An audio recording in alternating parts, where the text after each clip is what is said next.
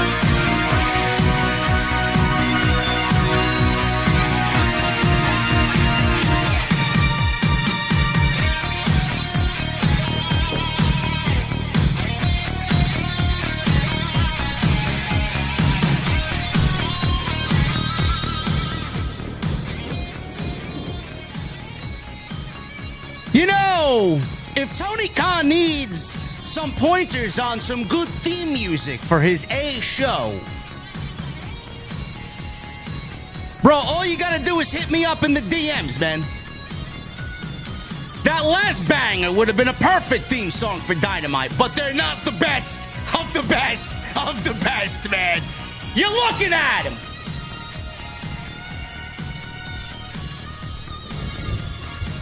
Oh, my goodness. It's a new year, and it's the same old shit. Dynamite tonight in Asheville, North Carolina. And if you watched the show tonight, man, you would have saw Ricochet going psychotic with a pair of scissors. You would have saw Jay White enter yet another gauntlet match, as if Tony hasn't had enough of them already. You would have seen Adam Copeland change his name. And you would have seen Jeff Jarrett in 2025 say he wants the AEW World Heavyweight Championship.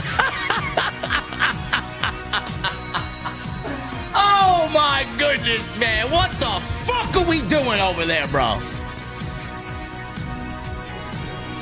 I'm going to the venue. It's New Year's Day, and I need 2 old fashions for the mother of all live streams. And on this Wednesday night, I want to know, what the fuck are you guys drinking? I'll see you over there.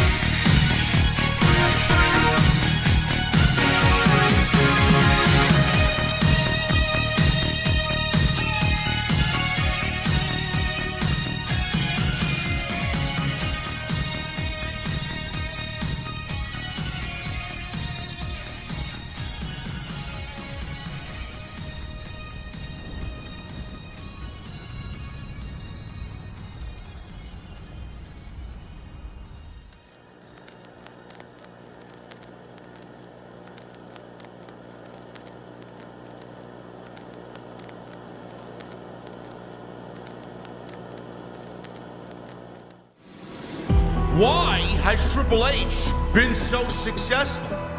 Why is Triple H running WWE better than Vince McMahon and Bruce Pritchard on Monday and Friday night? Long-term booking.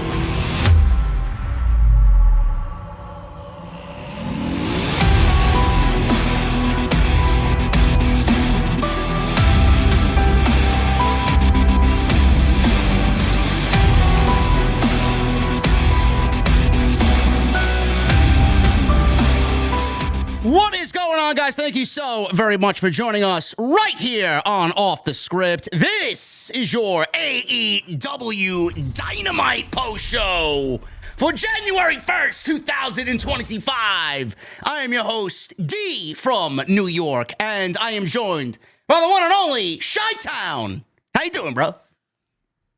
Good, bro. You got my name wrong. My name is Smark.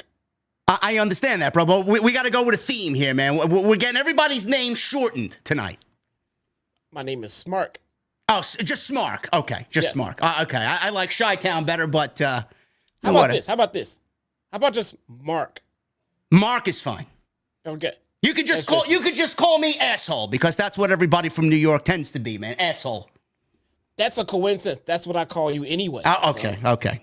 So we got asshole, and we have Mark here on Off the Script, or just maybe we should name it Script, or maybe Off. How about that, man? How did you enjoy Might tonight? I really didn't enjoy Might tonight, man. I thought it was the same old shit on Might. I feel your pain, sir. I know. Listen, I appreciate you guys joining us on a Wednesday night, man. It's gonna get a little crazy in here, man, like it usually does on Wednesday nights. But I appreciate you guys joining us here on Off the Script. Happy New Year to everybody. Hopefully you had a happy and healthy start to the new year. Hopefully everybody was careful in your festivities. The world is fucking crazy, man. There's things going on, shit blowing up, people fucking getting killed on the first of the year, man. It's crazy out there. It's ridiculous. But I want to thank you guys for joining me and Jesse here tonight on Off the Script. Officially the first stream of the new year. And I want to start the stream off, believe it or not, with some positivity. I want to thank Jesse for his now going on 6th year of coverage with me here on the podcast. He's been with me since day one. And I said this on Monday when we did the Raw review. The reviews on Wednesday would not be the same without Jesse. There is an obvious difference. Look, I'm great by myself normally, man. I usually do things by myself, but it's kind of amped up a little bit. The excitement's a little great, normally, but it's elevated on a Wednesday night. I want to thank Jesse for being here for 6 years doing this thing. And I think it's going to be a great year for both of us, man. So I appreciate you sticking with me. I know I could get a little crazy at times, but you're not somebody that shies away from telling me how it is, man. If I'm too crazy, if I say something out of line and outlandish, you're the first person to say, you know what, man, I think you need to calm down. But I want to thank you for being here, man. It's a great year to start off this stream with you and AEW Dynamite. Love it. Bro, I'm genuinely humbled. Bro, thank you so much. I appreciate it, man. I've done nothing but learn over the last 6 years working with you, man. And I took a look at my content as I started versus what it looks like today. And like, well, someone's grown a little bit at least. I mean, so I've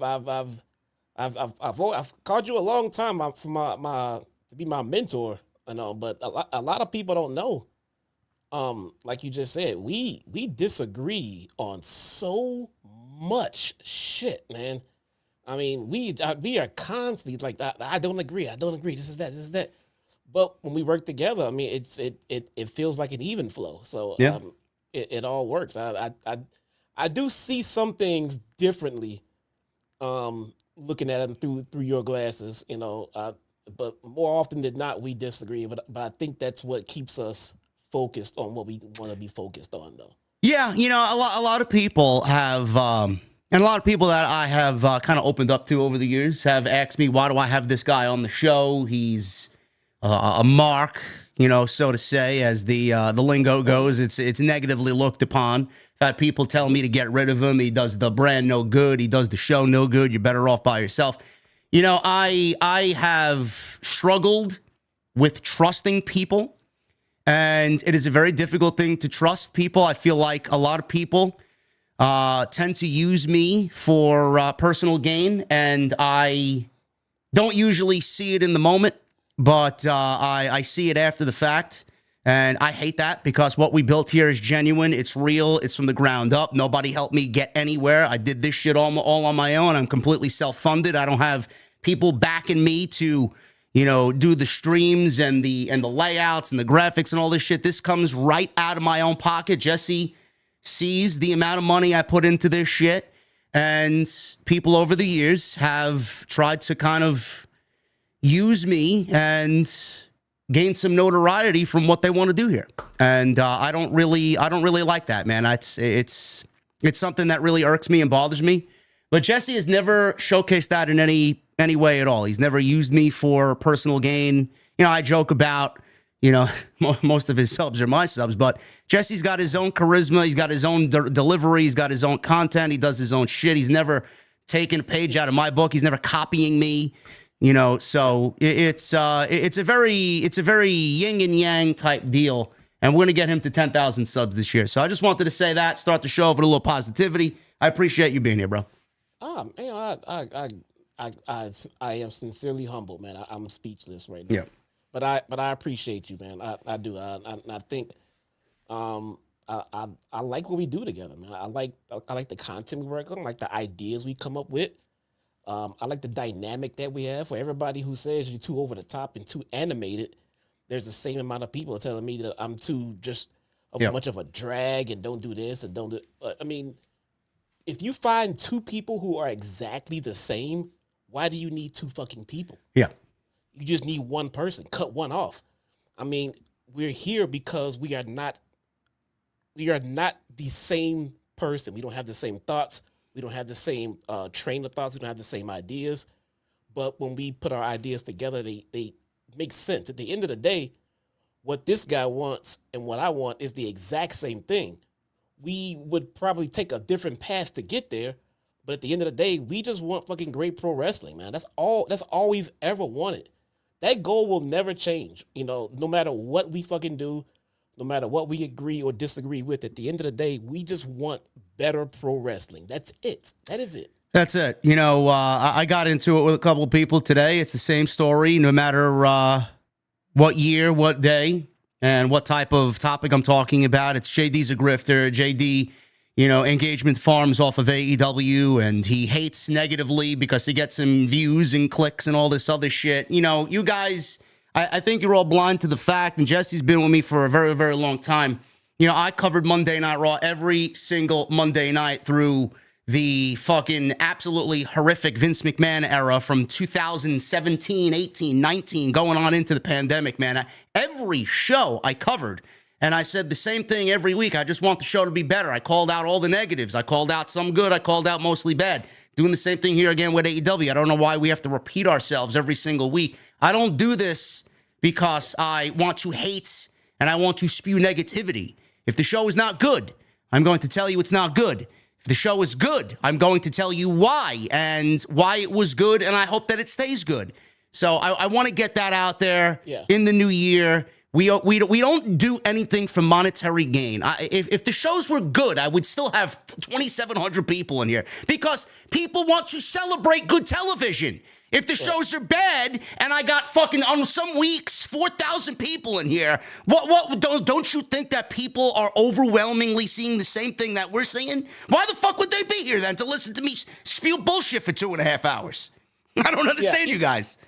You know, I don't think too many people understand when you say you're yourself just turned up to 10. I don't think they really understand what that means. So, Jesse, what am I in person, bro? What am I normally in person? You've been around me enough times. What am I in person? About 5? Yeah, man. I mean, not even a 5. The guy's just too much of a nerd for me in real life. I'm serious. He's just quiet, and he's just.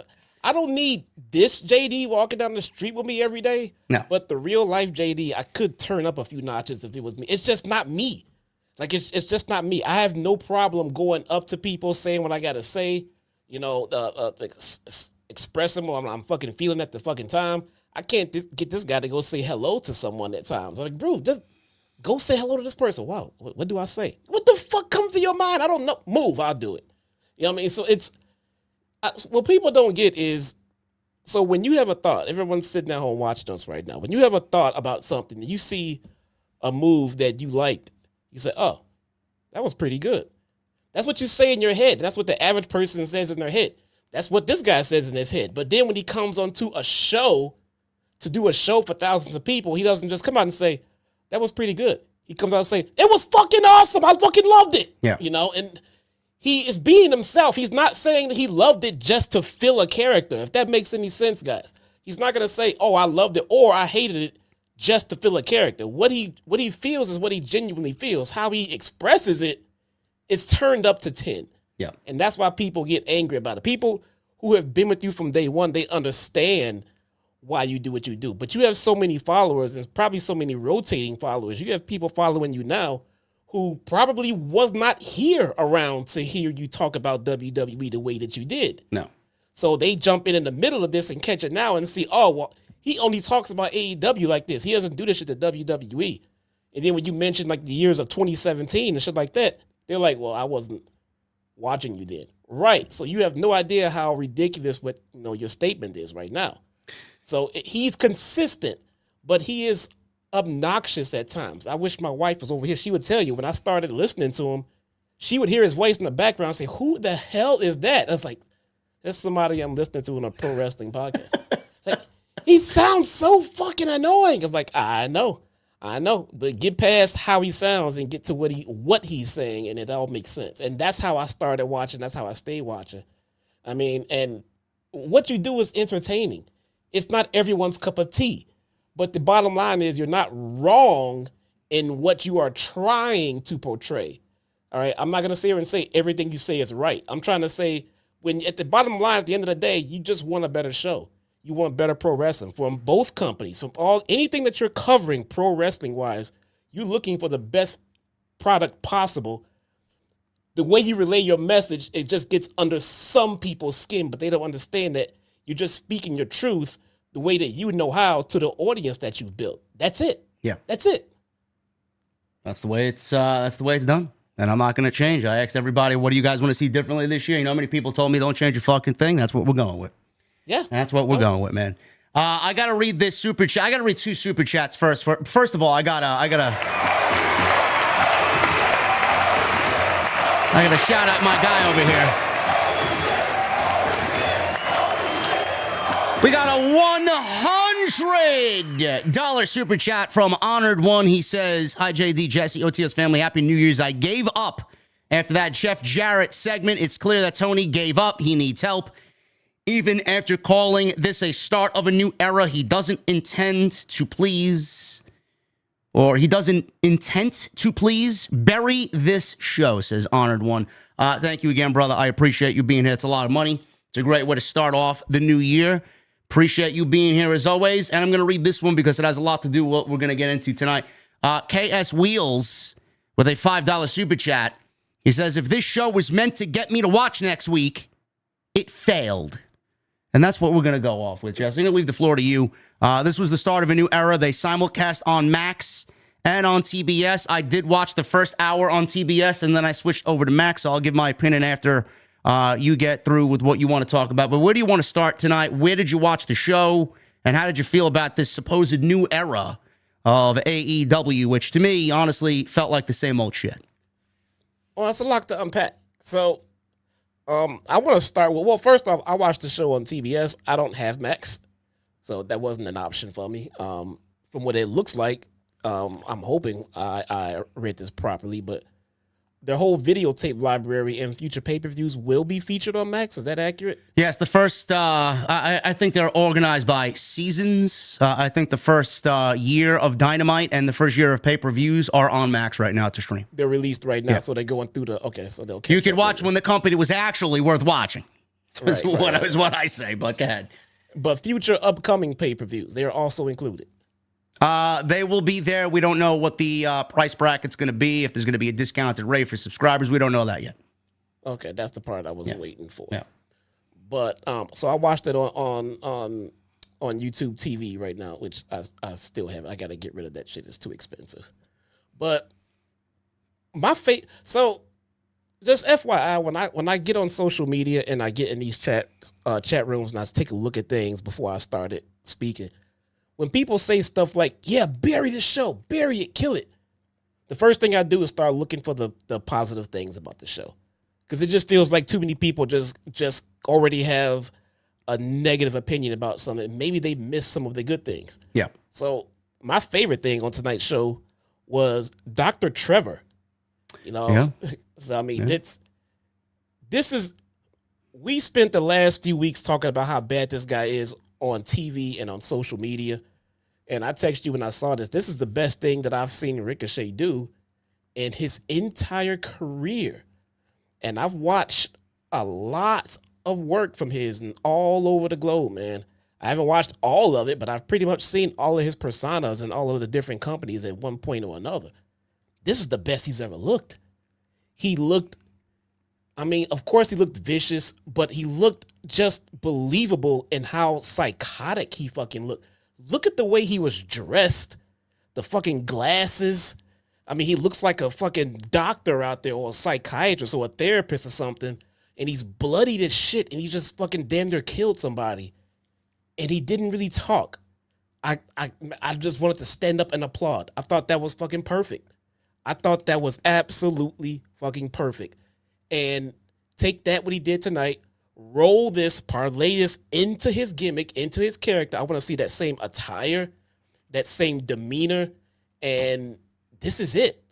They might have found something for fucking Ricochet, and I'm actually happy. I'm happy and excited about it. You know, shout out to Swerve, you know, for making that segment even better. I have nothing but good things to say about this segment. Nothing but good things to say about Ricochet tonight. Yeah, that was easily the best thing on the entire show tonight. I love the presentation. The segment itself was allowed to breathe. They didn't quickly move on to something else after the initial attack from Ricochet, and then Swerve bleeding in the ring, and then Undisputed Kingdom, for whatever reason, came out there to assist in Swerve. You know, Ricochet, you said it, I said it, Jesse. You mentioned putting him back in a mask and going back to the Lucha Underground days as Prince Puma. A lot of people kind of were hoping for that, or, you know, just basically what you said is don't give this guy a microphone anymore. Just let him go out there and do what he's got to do. But the thing is with Ricochet, you know, with him, after what we've seen before his black and gold days, him coming on into NXT and then going to WWE, we've documented this so much. He was around a WWE roster for 7 years where he stood on his own and he was different. He comes to AEW and he's trying to incorporate that same style, the style that worked before he joined WWE, a style that he basically invented and a lot of people take influence from. He was joining a roster where you and I have coined the phrase, there's like a fucking dozen Ricochets on this roster. So it's like, how could he stand out on his own? So what he did tonight and what we've seen, which didn't really give us any hope as to where it was going because he was just coming off like a fucking geek. He tonight, like you said, he came off like a psychopath, wielding a pair of golden scissors, and he stabbed Swerve in the head. The visual of him wearing a baby blue suit and a white dress shirt with Swerve's blood all over the white dress shirt was a great visual. You know, that's pro wrestling 101. It's a great visual. And he didn't really say much of anything. He was very stoic. He was very heel-like. He did what he had to do to get revenge on Swerve, who kind of embarrassed him in front of a worldwide audience by throwing toilet paper at him. He needed to do something different. Going in and becoming Will Ospreay 2.0 is not going to work. He needed something different to stand on his own. And this, hopefully, potentially, is going to be that. My only gripe with it is, it's very similar, especially working with Swerve, very similar to what we've seen Adam Page do. It's very similar to other psychotic characters that we've seen in the past. What is he going to do to make it different? Because this was basically Adam Page. That was his gimmick. That was what he was going to be presented as, especially feuding with Swerve. Now Ricochet is kind of donning this gimmick. What is he going to make this one stand out from everybody else that kind of had similar gimmicks to what he did tonight? That's my question. Right. I can see that, but to me, it feels different, even though it was very similar to what has happened before. Okay, all right. Imagine this. Okay, if when you're cooking and you're making some baked chicken, some rotisserie chicken, you know, you're gonna season it. You're gonna season it with some salt, some pepper, some garlic powder. And you're gonna do what you do. You're gonna cook it, and it's gonna taste delicious. All right. Next day, you're making a steak now. All right, you're making a steak, and you're gonna season it with salt, black pepper, and garlic powder. You use the same seasoning on two different meats, but don't they taste completely different? Yes. They taste different. You season them the same way, but they taste different because the core of what you made is different. Ricochet being this violent and this just crazy feels different because we know the real Trevor, and like he was not this guy, but right now for this given moment, he looks like he's fucking snapped, you know? And when Hangman does it, I mean, we've already know that inner Hangman exists, you know, but when it comes out, it's still something to fucking worry about because Hangman can be fucking crazy. It's just a different feel, even though it's pretty much the same thing, because we know the character under there, and it's not that person. So for me, that's why it came off believable. And I agree, both of them, both Hangman and Ricochet, they had the same seasoning, but it still tastes like a better meal and a different meal, not the same exact meal. So I can appreciate it. And this is only one night. They still have plenty of follow-up to do here to make this make sense. You know, they can easily do something next week to completely, you know, out overcast whatever they did tonight. But yeah, I like the path that they're on, though. Yeah, this is a good path because now what we saw tonight from Ricochet opens up a couple of different avenues for him to go. Now, I have been predicting that obviously we didn't finish the whole Swerve and Bobby Lashley Hurt Business thing. They haven't really addressed it in the last couple of weeks. I don't know what the fuck they're doing. So, I mean, that's on AEW Creative. Hopefully they do go back to that because Bobby Lashley pretty much took care of Swerve at Full Gear single-handedly, and we didn't get anything from that going on into World's End like we thought we were going to get. Instead, they kind of pivoted to Swerve and Ricochet here. Is this going to be a situation where Swerve and Bobby Lashley and the Hurt Syndicate are going to finish their thing and then he moves on to Ricochet? Because I predicted that Swerve is going to get his win back over Bobby Lashley, kind of gain their respect and maybe work in some cohesive manner with the Hurt Syndicate and potentially be a group that is going to rival the Death Riders. I don't know if that's still on the table. I don't know if that was on the table, but that is one avenue that they could possibly go down. Now, we mentioned that Ricochet was handed a card by MVP, and MVP over a few weeks took that card and ripped it up and embarrassed him, basically cucked him out, big leagued him. And from that moment on, which was a couple of weeks ago, Jesse and I said that we can't see Ricochet standing side by side with the Hurt Syndicate because the Hurt Syndicate's cool. Ricochet has not been portrayed and presented as cool. So I don't know if that's going to be a thing now either. But after tonight, you know, their whole thing is we hurt people. What do you think Ricochet did to Swerve Strickland tonight? What do you think the story is with Swerve and the Hurt Syndicate? They have a problem with Swerve. So does Ricochet. Is this now going to kind of come together, Jesse? Are we going to see Ricochet kind of don this new gimmick? And is he going to gain respect from the Hurt Syndicate and possibly join them when you and I and everybody else said, I can't see this fucking geek standing side by side next to the cool Hurt Syndicate group? Is that where they're going now? That I didn't think about that, but that entirely makes sense. That entirely makes sense. You know, once MVP, you know, gets a whiff of this and look and say, okay, this is what I was hoping for. Now we can do business. You know what I'm saying? This is the kind of Ricochet I was hoping for. This is what we got. I can see that happening. That would be the best thing for him. You don't want to know why? Because now MVP can do the talking for him. Yeah. Right? I want to see Ricochet talk about as much as Bobby Lashley. That's about it right there. And have this character, this gimmick, and all of this. He can be just that crazy ass fucking guy who looks like that he won't kill you, but he can. Imagine like a Rick Rude in DX. You know what I'm saying? Just come through with the fucking suit and just fucking look fly and just stand there and you just fucking worried of what he could do. You know, Rick Rude didn't do much, but at the same time, he looked like a killer because he's fucking ravishing Rick Rude, man. Yeah, this is good stuff, and I'm excited to see what he does with this. It's definitely not what I was expecting from him, but he needed to do something, and that's exactly what we got. We got something a little different. How that translates to what he does in the ring, because we're clearly going to get a Ricochet versus Swerve one-on-one match. What they do coming out of that will be very important. Ricochet's eventually going to need to get some wins. You can't be throwing toilet paper at him. You can't be beating him every time. He's been a loser for the last 4 months. Finally, after 4 months, he's finally been presented in a meaningful way. Swerve also doesn't feel the same, which we talked about at the World's End post show that we did. He doesn't feel the same. Paige doesn't feel the same. These were two of the top guys in AEW for a long time. And now Ricochet is coming on in and he needs a win. This is one of Tony Khan's problems. He keeps putting matches together where both guys need wins and nobody comes out looking good. So it's like you got to choose a path here. Is it going to be Swerve or is it going to be Ricochet? And by what we've seen, Ricochet needs a little bit more seasoning than Swerve does. So Hopefully they do get that right, but we're definitely getting a one-on-one match between these two eventually. Maximum Carnage in Cincinnati seems to be a good destination for that. We'll see what happens there. The other big thing that happened tonight, Jesse, is... Hold on 1 second. Yeah, go ahead. Here's the good thing about what they're doing with Swerve. So everybody can't be champion at the same time. We all know that. They already have a program going with the world title.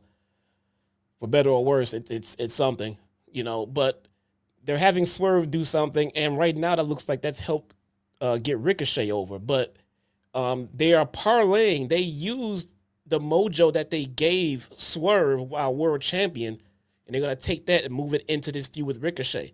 They brought it up, well, how come you weren't in the casino, gauntlet match? Well, because you were world champion. It's like, goddamn right. They keep reminding you, I was the leader of this company for the longest of time. So now I'm in a feud with Ricochet. If Ricochet beats me, he didn't just beat some fucking okie doke. He beat Swerve. They giving whatever Swerve does gets from Ricochet. It's even bigger. It's amplified a little bit more. So they are rolling that aura they rolled into Swerve into Ricochet right now. Yeah, they need to really hone in on that fact. I am a former world champion, and the more that people understand that, the people know that when Ricochet hopefully beats Swerve, that goes a long way, because now you have that in your mind. You just beat a former AEW world champion, and Ricochet can slowly start moving himself to where he needs to be. Right. Jeff Jarrett. This was the other big thing tonight. We'll go over what Jarrett said a little bit later on in the show, but the entire premise of Jeff Jarrett's announcement tonight was fans believed he was retiring. And he came out teasing a retirement. He came out with his guitar. He came out with his boots laid out in the ring, symbolizing that he's leaving his boots on the mat, his wrestling boots on the mat. And he's going to walk away after a very fruitful career in the world of professional wrestling. They even did something with Sanjay Dutt, Satnam Singh, Jay Lethal, and his wife, where they were all somber, asking, "Are you sure you want to do this? This is one of the biggest moments of your career," and yada, yada, yada. So it's like, all right, we know he's not retiring in fucking Asheville, North Carolina in front of 3,000 people. That's just ridiculous. So he gets on out there. We see all the symbolism in the ring, the guitar, the boots. He tells the story of his rich family history in the world of pro wrestling. He talks about, I assume he mentioned Global Force Wrestling without actually mentioning Global Force Wrestling or TNA, NWA, whatever. His entire family is ingrained in the pro wrestling business. At the end of all this, Jesse, he basically said, "I'm not retiring. I got one last ride into the sunset in me." He signed a brand new active contract, performance contract with AEW. And he wants the AEW World Heavyweight Championship, the same World Championship that we haven't seen since Wrestle Dream, the championship that is being hidden away in a briefcase. The company has no symbol at the top of the mountain. It's fucking being hidden away for whatever reason. He wants the biggest prize in the company, Jesse. And I questioned on social media, and people will disagree with me. I know. I don't know where these Jeff Jarrett stands are coming from. People are even comparing this to John Cena's retirement in 2025. I'm like, oh, slow your fucking shit, man. I mean, give me a break. Jeff Jarrett is not John Cena. Jesse, this roster is so vast. This roster is huge. And the amount of talent not being used right now is staggering to people who watch the show on a weekly basis. They're coining this a new era. And I know they are kind of coinciding that with the mother of all simulcasts is what their tagline was, now streaming on Max and TBS and TNT simultaneously. And I understand that they want to start fresh in the new year and hopefully get some fans back on board with what they're doing going into the new year. But with everybody looking for television time, Jesse, they wasted over 10 minutes giving Jeff Jarrett a microphone. They wasted over 10 minutes giving Jeff Jarrett a microphone saying that he's going to go after the World Championship in 2025. How the fuck does this constitute AEW coining the phrase a new era? Nobody wants to see this. I don't know why this made television with the amount of people still looking and begging for television time. I don't know why Tony Khan is so obsessed with pushing someone like Jeff Jarrett on this show when he could use anything else and do anything else. This could have been safe for YouTube. This could have been safe for social media. They did the social media brigade when he was in the Owen Hart Cup. They had a 9-minute unedited, uncut thing about why he was in the Owen Hart Cup. Why couldn't this be done on social media? Why take 10 minutes of TV time away from somebody to do this when we all know nobody asks, nobody wants Jeff Jarrett as the world champion? Man, what did you think of this garbage? And everything you just said leads me to believe they're actually going to fucking do it. Give him the world title. Yep. Not saying it's going to happen next week. I'm not saying it's going to happen in the next pay-per-view. But from who? I have a sinking feeling, but before he retires, just like they did for Bryan, they're going to give him the world title before he retires. Just because of they put it on this Wednesday night. They didn't put it on the internet. They didn't put it on the pre-show. They put it front and center on Dynamite because they're going to fucking do it, man. That's why. The main event was featuring Adam Copeland and Jon Moxley, Claudio Castagnoli, ex-WWE guys. We got Jeff Jarrett, who's an ex-WWE producer, ex-WWE talent. Bobby Lashley's on this show. I get it. I understand that Tony Khan's going to bring in whoever he's got to bring in to help the show. But featuring Jeff Jarrett on a roster, bro, that has so many talents that we as a fan base are just begging to get on television. House of Black and Miro and all the fucking same names, the culprits that we mention every week. Ricky Starks. I'm literally dumbfounded. I'm literally dumbfounded, bro. I don't really understand this. I mean, is Tony Khan that fucking clueless to start selling us on the fact of Jeff Jarrett retiring and wanting to be the world champion in the same year that WWE is going to be doing that same thing with John Cena? Why do we need to start taking a page out of what they're doing? Why doesn't he worry about what he has to do to make his show better? And making the show better does not mean put Jeff Jarrett on the fucking show. I mean, this is a new year. This is why I put it in the title. New era, same old garbage from AEW. This is not what we've asked for. This is not the change that we want. So I don't really get what he's going for here. Yeah, I agree. I agree on all points. You know, I've been vocal about the amount of Jeff Jarrett we've been getting on TV. And again, I should have prefaced this, but I'll say it now. It has nothing to do with Jeff Jarrett as an individual. Like you just said, we have plenty of starving talent back there who are dying to get on TV and that the fans are asking for.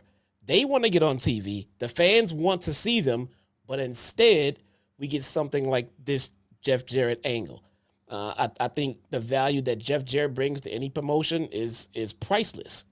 And I hope he never leaves AEW. Stay right here and be a part of the creative team, the management team. You know, I mean, anywhere else that they may need his expertise. He's run promotions. He's been in this business since he was born. Like you said, he's legacy. We just don't need him on television in 2025. That's all I'm saying, man. They have plenty of younger talent that they can learn from Jeff Jarrett backstage. We just don't need to see him on TV. No one is clamoring for a Jeff Jarrett world title match in 2025. And I'm worried we might get it with Christian Cage holding on to that damn contract and somehow getting his hands on the world title. And he's a very beatable champion. And that's how I think that would be Jeff Jarrett's path to getting to that world title, man. Tony is absolutely terrible at reading the room. He doesn't care. And this is why we push the fucking narrative that he books for himself and doesn't book for what's best for the show and doesn't book what the for the fans and what the fans want to see. Literally nobody is asking for Jeff Jarrett and world championship in the same sentence.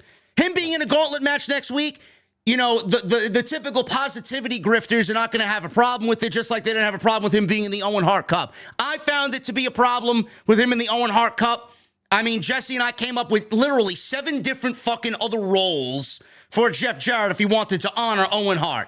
And they ended up doing that anyway because he was the referee for Bryan and Paige in the final. So it's like you wasted a spot, even though, you know, he did lose and everybody's like, oh, he's going to lose anyway. But our point was you put him in a tournament to automatically take one spot in the tournament and give someone a loss. You couldn't use that to give someone a loss, but also elevate somebody else? Like, I don't really understand that. Now we're doing the same thing again. You're putting him in a gauntlet and taking up not only 10 minutes this week, but time next week with him in it when you could have used anybody else to maybe further their star or use somebody that you don't really have plans for to further someone else's star.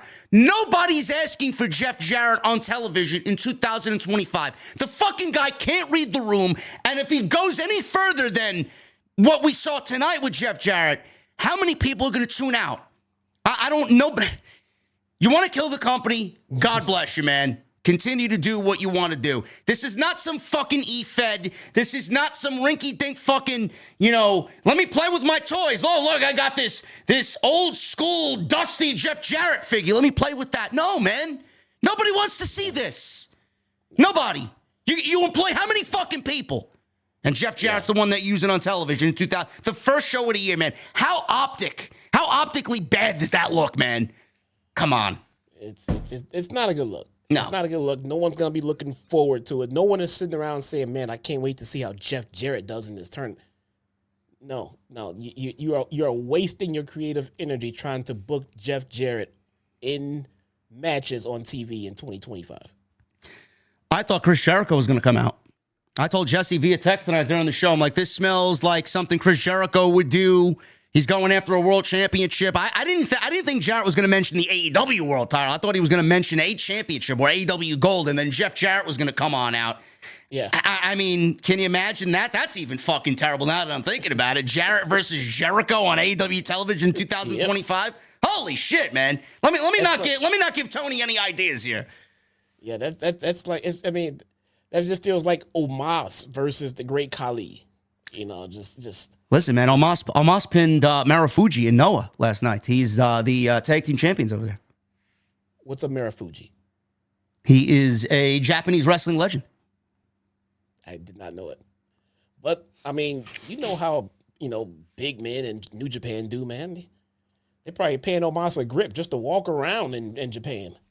Well, there is video of him walking around, bro. He sticks out. Let me just say, man, he sticks out over there, He's a walking billboard for the wrestling promotion out there, bro. Listen, man, I wish him nothing but the best over there. If he get his feet wet over there and fucking enhance his skill set over there, man, good for him, Hey, anybody in wrestling that found a way to earn in the business, hey, good for you, man. Hats off to you. I mean, I don't want to see anyone out there looking for work and can't get employed, but doesn't mean you're over on television in the States, at least just not yet. So, guys, we're going to go over the rest of this show. We got the Acclaimed teasing a breakup more now than ever before. Will Hobbs, absolutely shit creative and lazy creative for Will Hobbs. We'll talk about that.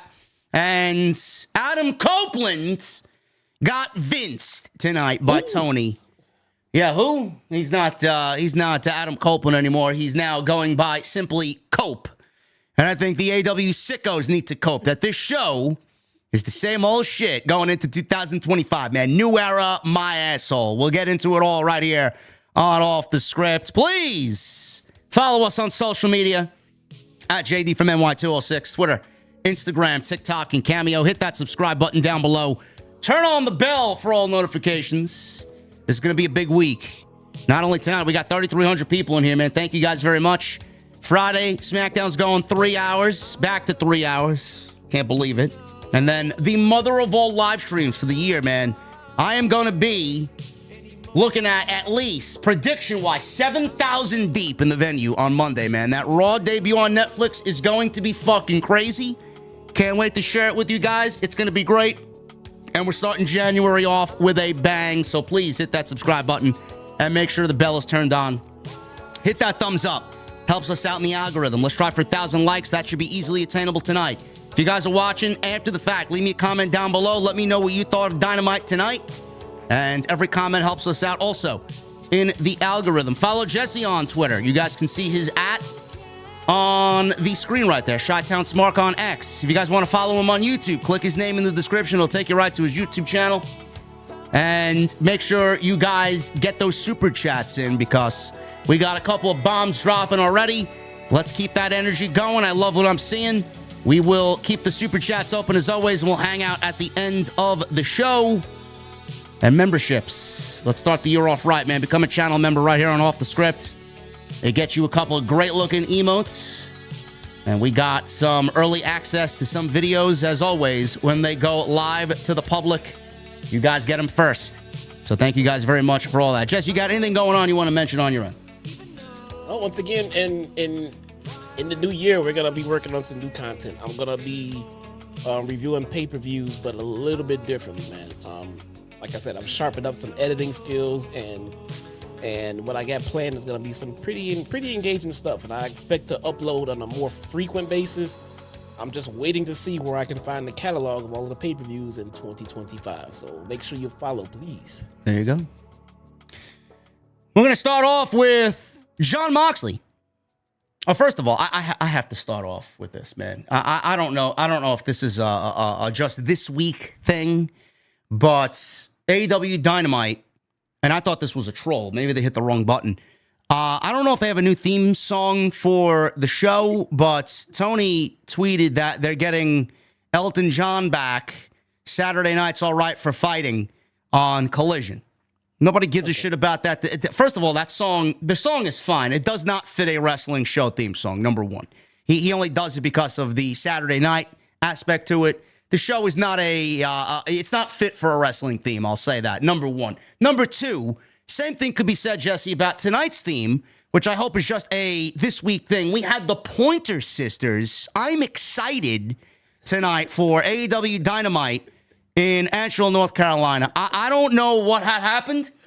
The song is a classic, but for a pro wrestling program, I'm going to have to give this a unanimous 2 thumbs down, man. Can we maybe hit JD up in the DMs, man? I got a couple of bangers that you could use for your show on a Wednesday night, man. What'd you think of that theme song? What were you thinking there?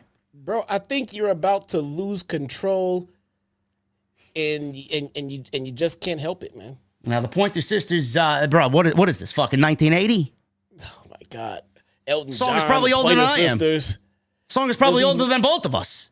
Does he know that his target demo is the 18 to 25? One of the things that AEW is struggling with right now is the fact that they are not cool. They're not cool. Look at their fucking theme music choice tonight. Look at their god-awful commentary team. Every line out of Tony's mouth. What a dynamite moment! This is so great! I love this company. I mean, bro. We're 5 minutes into the new year and 10 minutes into the fucking show, man. Can you stop sucking AEW cock already, please? Holy shit. It doesn't come off as genuine when you do it. No, not at all. So that was the open of the show. I did watch on Max for the second hour. I watched on TBS for the first hour. Jesse said he didn't have access to Max. I thought the show looked so much better than the feed on TBS. It was so much more clearer. If you guys watched on Max, there was no picture-in-pictures commercial break. You got that on TBS, though, so when you went to Max, you got full-fledged commercial breaks. It was just like, watching a show without the picture-in-picture, but the quality of the picture was so much better than it was on TBS. So it's worth the upgrade if you guys care about the quality of the picture that you're watching. I also want to say, but I'm not really completely sure, normally when you watch on TBS, there's this fucking terrible echo when people conduct backstage interviews or the theme music in the venue. I don't know what it is with the feed on TBS. The echo is horrendous. I don't know if that was fixed on Max or if it was a little bit lessened on Max. I have to go back and rewatch it again. But the overall quality of the picture was immensely better from Max. So it's definitely an upgrade if you guys are choosing to watch one over the other. I'm going to be interested to see how the ratings come into play and how many people are going to watch it compared to what they watch on TBS. So we'll see what happens there. But we got another bomb here, and I got to shout my guy out, Dylan.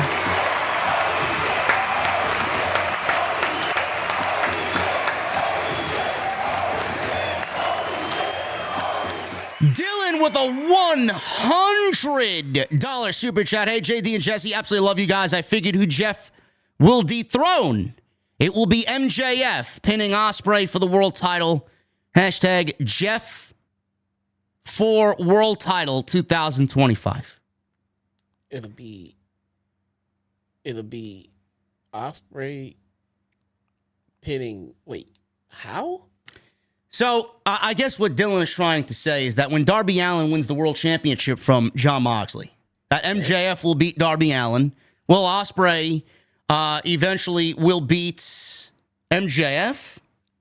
I'm assuming. I don't Jeff Jarrett will beat MJF for the world champ. If that actually does happen, I hope MJF books his fucking first class ticket to Stamford, Connecticut. Honestly, no, that can't be happening. If they're gonna try to pull off this ridiculous title run, it needs to be the way I laid it out, and have him beat Christian Cage. It's supposed to be a big babyface pop for Jarrett. Christian Cage is gonna win it like a real chicken shit heel with that contract, and making him a very beatable champion. So it'll be a big schmaz, all of Jeff Jarrett's cronies versus the patriarchy and everything else. Be a big Foley moment, Yeah, not for me. Yep. Not for me. Show actually started after the Pointer Sisters, because Tony thinks it's fucking 1985. Jon Moxley's backstage with Wheeler Useless. I don't know why this guy's in the main event. I really don't. Claudio and Marina. He says they talk a lot about what they're going to do, but when the bullets are flying, that's not who they are. He said he dragged the entire company through a pandemic by the strap to safety. He said he took bullet after bullet for the company. He says he will belt down the briefcase, and the belt inside, he will destroy it before he lets a soulless criminal finger touch it again. He says they are not rebels because there is no one with authority over them. Oh, yeah? Who the fuck's booking the show, then? That's what I want to know. He is. Jon Moxley apparently is booking the show. No one with authority over them, so they have nothing to rebel against. He said Adam Copeland is just the loudest voice in the room. Listen, I could sit here until I'm blue in the face and tell you guys week after week, this Death Riders storyline is fucking garbage. It's gone nowhere. It started off intriguing when they choked out Bryan and Bryan left Wrestle Dynasty or whatever, fucking Wrestle Dream, on a stretcher, and everybody's looking in shock and awe. After that, as soon as they threw the Dork Order and Top Flight at them, I'm like, this shit sucks. And it's gone downhill ever since. They are trying to remedy all this nonsense by throwing Adam Page out there and Christian's involved and Jay White and Orange Cassidy. But it's still, at the end of the day, a garbage storyline. It doesn't make any sense. I don't feel any threat from these guys over AEW. Tony is still noticeably booking the show. Nothing feels rebellious in any sense of the word. I don't feel AEW is being overtaken by thugs. I mean, what are we doing? It's almost as if they put zero thought into this. And even if they did, they've given up very early on, Jesse. I don't know what he's talking about, but it just comes off as blah, blah, blah, blah, blah, blah, blah. Yeah, so I've heard a couple of veteran wrestlers say in interviews back in the day, they said the most important thing about your wrestling character is your credibility. Meaning, if you go out there and you say you're going to do something, it's very important that you do it because the fans will remember that going forward. He said he's going to do this, and it happened. He said he's going to do this, then it happened. So now we got here with this main event story. Moxley said that this company is no longer yours. He's going to turn it up on his end and everything else. And now we just have scheduled matches and regular ass shit going on. And he's not following through on what he said he was going to do. And that's important. That's important. But I need to say this first. This promo from Moxley was fucking God tier, man. And I don't know if it hit anybody else the same way it hit me, but I was enthralled with. I love his delivery, man. His delivery is just his intensity behind it and everything else. But I'm a believer when he sells me something in a promo. It's just after that, it's gonna come time for him to actually go out there and do it. And I don't feel like that's being done. I don't feel like that Moxley in this journey to take down the company is being held back by Orange Cassidy. You know what I'm saying? I mean, this is not anything. When he said he's going to take over the show, You didn't have me sitting around worried about, man, I hope he can get through the Dark Order and Orange Cassidy. It doesn't feel important anymore. It felt important when it happened, but the follow through was terrible.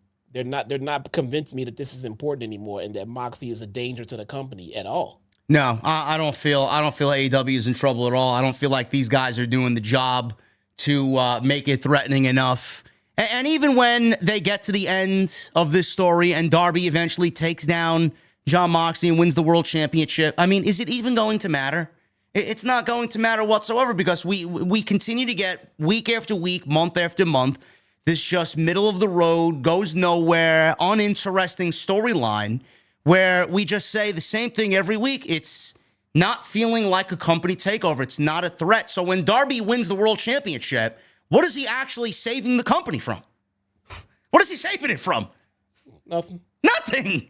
I mean, well, what does the company need saving from? They show up every week. They're allowed in the building every week. Tony's sitting in Gorilla every week. He's booking the show every week. He's all over social media every week booking matches for the show. What is he saving? Who's running the truck? Mike Mansory somewhere, right? Who's running the truck? It should be one of these guys every fucking week. Or we should get different people kind of rotating in and out, joining the Death Riders. Why does the Death Riders got to stick to who we see on TV every week? Claudio, Pac, Useless, Marina, Moxley. I mean, they should be like fucking 20 people deep by now. Don't you think there are other people in the company that feel the same way that they do? There's got to be, right? One would think. My God, man, who's in charge of this shit? Some people tell me it's Jon Moxley booking this thing. And I'm still waiting for proof of that. I heard a bunch of people in the chat talking all that shit. No one has sent me any article or anything that Moxley said he's running creative right now. I still don't believe it. The only thing is Moxley was interviewed by the New York Post and said that before he beat Bryan, it was a hard reset for the company. Still waiting. Yeah. Still waiting. Yep. I don't know. You know who they need to hit a hard reset on is Adam Page, man. I don't know what the fuck they were doing with Adam Page, but I had problems coming out of World's End. Very vocal about the treatment of Adam Page, whose character arc was one of the best things that AEW did all year last year, going on into All Out with Swerve in the steel cage match and him burning the fucking house down, and him coming back for Blood and Guts, and him saying, you know, not saying Swerve's name at all in the buildup, and then ending up on that team for the Elite because they needed somebody. I thought everything was great there, and we were headed towards another showdown between these two guys for the World Championship. But Adam Page has continued to decline because of the clueless creative that is AEW. He went one-on-one with Orange Cassidy tonight, and believe it or not, this was the first singles match in AEW between these two. It's very hard to believe. Really? Yeah. Wow. They've never wrestled a single match in AEW. Wow, that's amazing. I wonder how much of that actually came into play for Tony Khan to book this match, just based off that aspect alone. So, but more importantly, the first match of the year, the show was open by Orange Cassidy. Yeah, it's a new era, bro. New era. It's a new era. I listen. You could absolutely call that out, and that's a problem. You could also call out that these are two AEW originals, and they started the first show off on Max to give you a sense of what AEW is really about. They were not ex-WWE guys. They were not, two random fucking bums that nobody gives a shit about. I guess you could say that about Orange Cassidy, the way he gets heat and the way people hate him. But this, at the end of the day, this is two AEW originals starting the first show on Max on Dynamite. So, I mean, you can look at it that way, too. This was a good match. It really doesn't do anything for the overall story that we got coming out of World's End. I mean, it's just, it's basically leftovers from World's End that really don't matter to the overall story here. I don't know where they're moving Orange Cassidy on to. They're clearly moving on in a different direction for the World Championship. So Orange Cassidy's not a part of that. Adam Page, he needs creative help, and very quickly, because his star is not shining as bright as it once was. And Adam Page ended up getting the victory here. We'll pick it up after the commercial break. Page wanted a buckshot. Cassidy rolled to the floor. That forced Page to give chase to Orange Cassidy. They repeated the same spot. This angered Page, And Cassidy put his hands in his pockets, hit a drop kick, kip up, float over in the corner, and slammed Page repeatedly into the buckle. Cassidy wanted a top rope DDT, and he was caught. Page caught him with wanted a lawn dart, but Cassidy countered into multiple DDTs. Cassidy fired up with his gimmick kicks, hit a thrust kick, but Page no-sold into a lariat. He wanted a buckshot to Page again, but Cassidy countered into a beach break for a 2 count. Cassidy connected on several orange punches, but Page rolled to the apron. He ate another one while he was on the apron. Cassidy stumbled around to go for another shot, another orange punch, but Page flipped over into the buckshot and got the victory here over Orange Cassidy. Post-match, Page continued to attack Orange Cassidy, connecting on dead eyes twice until Christopher Daniels and referees came out. Daniels got in Page's face and ate a big right hand, knocked him down for his troubles. Daniels pleaded that he was Page's friend, but he was eventually booted in the face, and as Page was walking up the aisleway and into the back, he was yelling at Daniels to stay out of his business. I don't know. Why was Daniels out there? I don't know.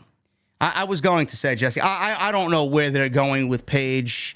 It's either one of two things. One, Page is going to end up realizing from Christopher Daniels, who is the head of talent relations, he was the on-screen, I guess confidant of Tony Khan, because they needed somebody to play the on-screen character to book this shit and kind of take control of some of the roster here on TV. It's either one of two things. Christopher Daniels is going to convince Adam Page that he does have friends, his old friends, and that those old friends are going to eventually be the ones that need to take out the Death Riders to save the company. Now, I hope that's not the case, because that's just a terrible storyline, and I think that would anger more people than it would interest more people. Number two, I hope this isn't the case. Are they bringing Christopher Daniels back on television to have him wrestle Adam Page, because there's genuinely nothing else for Adam Page to do but wrestle Christopher Daniels, and him get involved with a fucking authority figure here to prove that he's rough and tough and the old Adam Page that you and I wanted to see as the world champion? What the fuck are they doing here? That's it, my friend. God, this sucks. Because now he's no longer an EVP. Remember, he gave that job up to Kenny. Yep. So now he can be an active talent. So yeah, Hangman's next feud is gonna be with Christopher Daniels, man. Gee, man, I wonder why the ratings are fucking terrible. I wonder why people shit on the creative every fucking week. Who asked for this? Who? No clue. What are we doing with Page? Why is Adam Page in the middle of these stop-start pushes, man? It's like they built him up, and then they pull him back. They built him up, they put him back, and now they're trying to regain his edge again by attacking an authority figure. Listen, I'm over it. I'm over it already. You fucking killed his mystique. You mean trying to regain his cope? Yeah. Yeah. This guy should be the AEW world champion. He should have been the one to put Bryan out. Yet we're in the middle of this Death Riders garbage that is legitimately going nowhere and enhancing nobody along the way. And then you got Adam Page, who's looking less than, Swerve, who's looking less than, and no credible characters on TV at all, anywhere that I see outside of Bobby Lashley and Shelton Benjamin. What the fuck are we doing here, bro? God, this shit sucks. I don't know. My first reaction was, why is Christopher Daniels out here if he just said he's no longer an EVP? I don't know. Then I said, uh-oh.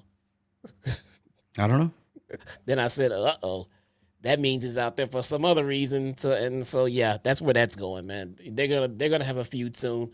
And it sounds like because they have nothing better to do with him until the Young Bucks get back. And no idea when that's going to be. You made a pretty good point to bring them back, and that's probably where they're going to end up going. Yeah, coming out of this story, I'm sure he'll beat Christopher Daniels to a pulp, and then the Elite will come out. Meanwhile, the last time we saw the Elite, they were running away from the Death Riders. Yes, like the chicken shit heels that they are. Yes. Not interesting at all. Again, Tony Khan can't read the room. Nobody asked for this, and Adam Page is feeling less and less of a superstar every single week. I don't know what the fuck they are doing and where they went wrong, but I mean, this guy should be the world champion, and now he's wrestling somebody who is semi-retired because they don't have any concrete plans for him. Great. Switchblade Jay White was backstage saying that they aren't starting 2025 out the way that he wanted, as he's not the AEW World Champion. Well, good. That happened in 2024. White could have been champion, but Wheeler useless cost him the moment. White promises he'll show Yuta how he feels, as words won't do it justice. Tonight, he will win the top spot in next week's Casino Gauntlet match and make his way to Moxley and the World Championship. It's nothing personal to Roddy and Swerve, but they will breathe with the Switchblade. Okay. Switchblade is still hanging around the World Championship. I guess that's a positive. But I have to ask, Jesse, I had stated weeks ago, months ago, when we saw the last gauntlet match, I think the last one we saw was a tag team gauntlet match. I don't know why Tony continues to go to these casino gauntlet matches, man. It's almost as if it's a last-ditch effort to just say, I don't really want to book the show. I just want to book a chaotic match in a chaotic moment and find me a number one contender with little to no story involved, and that's what we're going to do. Meanwhile, these casino gauntlet matches, if they continue to build upon them, it could turn into a nice gimmick that AEW relies on once or maybe twice a year. This is what now, the 6th or 7th gauntlet match that we've seen as Tony continues to take the gimmick and run it into the ground. I mean, the more you do it, the less impactful they are going to be. The more you do it, they're not going to be as valuable anymore. I stated when we covered All In, that should be an All In match that you see at All In to get everybody on the biggest show of the year. It's an exciting match. The unpredictability is very Royal Rumble-esque. Yet here he is doing it on random Dynamite to crown a number one fucking contender for the AEW World Championship that we haven't seen in fucking months. Why does he continue to go back with the same gimmick? Because to me, it's losing its appeal very quickly. Well, fucking ask me. How am I supposed to know? Remember when Vince kept booking gauntlet matches every fucking Monday night? Triple threat matches. Yeah. It's like, why do they keep... It's like because it worked once. Like one time the crowd got behind an underdog in a gauntlet match, and there was some organic, fucking heat for this fucking guy. Everybody loved it.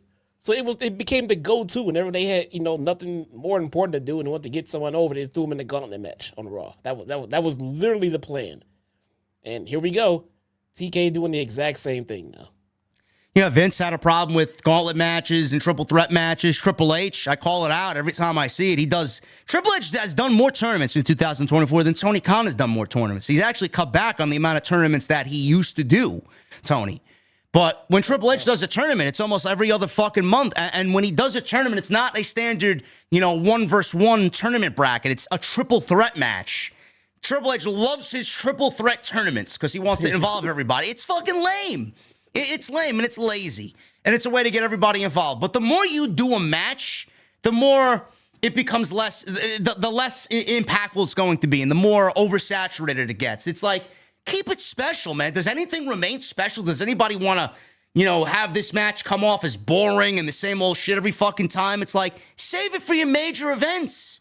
Like, incorporate it into the calendar year on a pay-per-view where it actually means something instead of getting it from one show, one Dynamite, to a random Dynamite and have a World Championship match take place on a Dynamite. It's like, come on, man.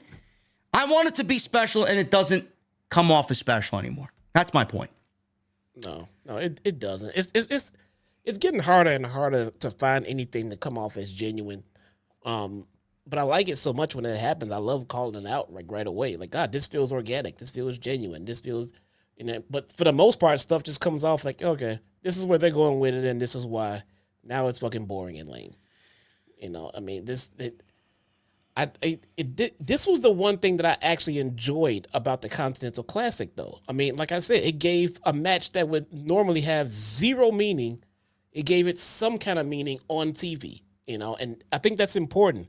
The wrestling is great. The wrestling has always been great in AEW, but they have a hard time making random matches feel important because they're not important. So I mean, this person wins or loses, what's the big deal? They used to fall back on the ranking system. They got rid of that, brought it back, and then quietly got rid of it again.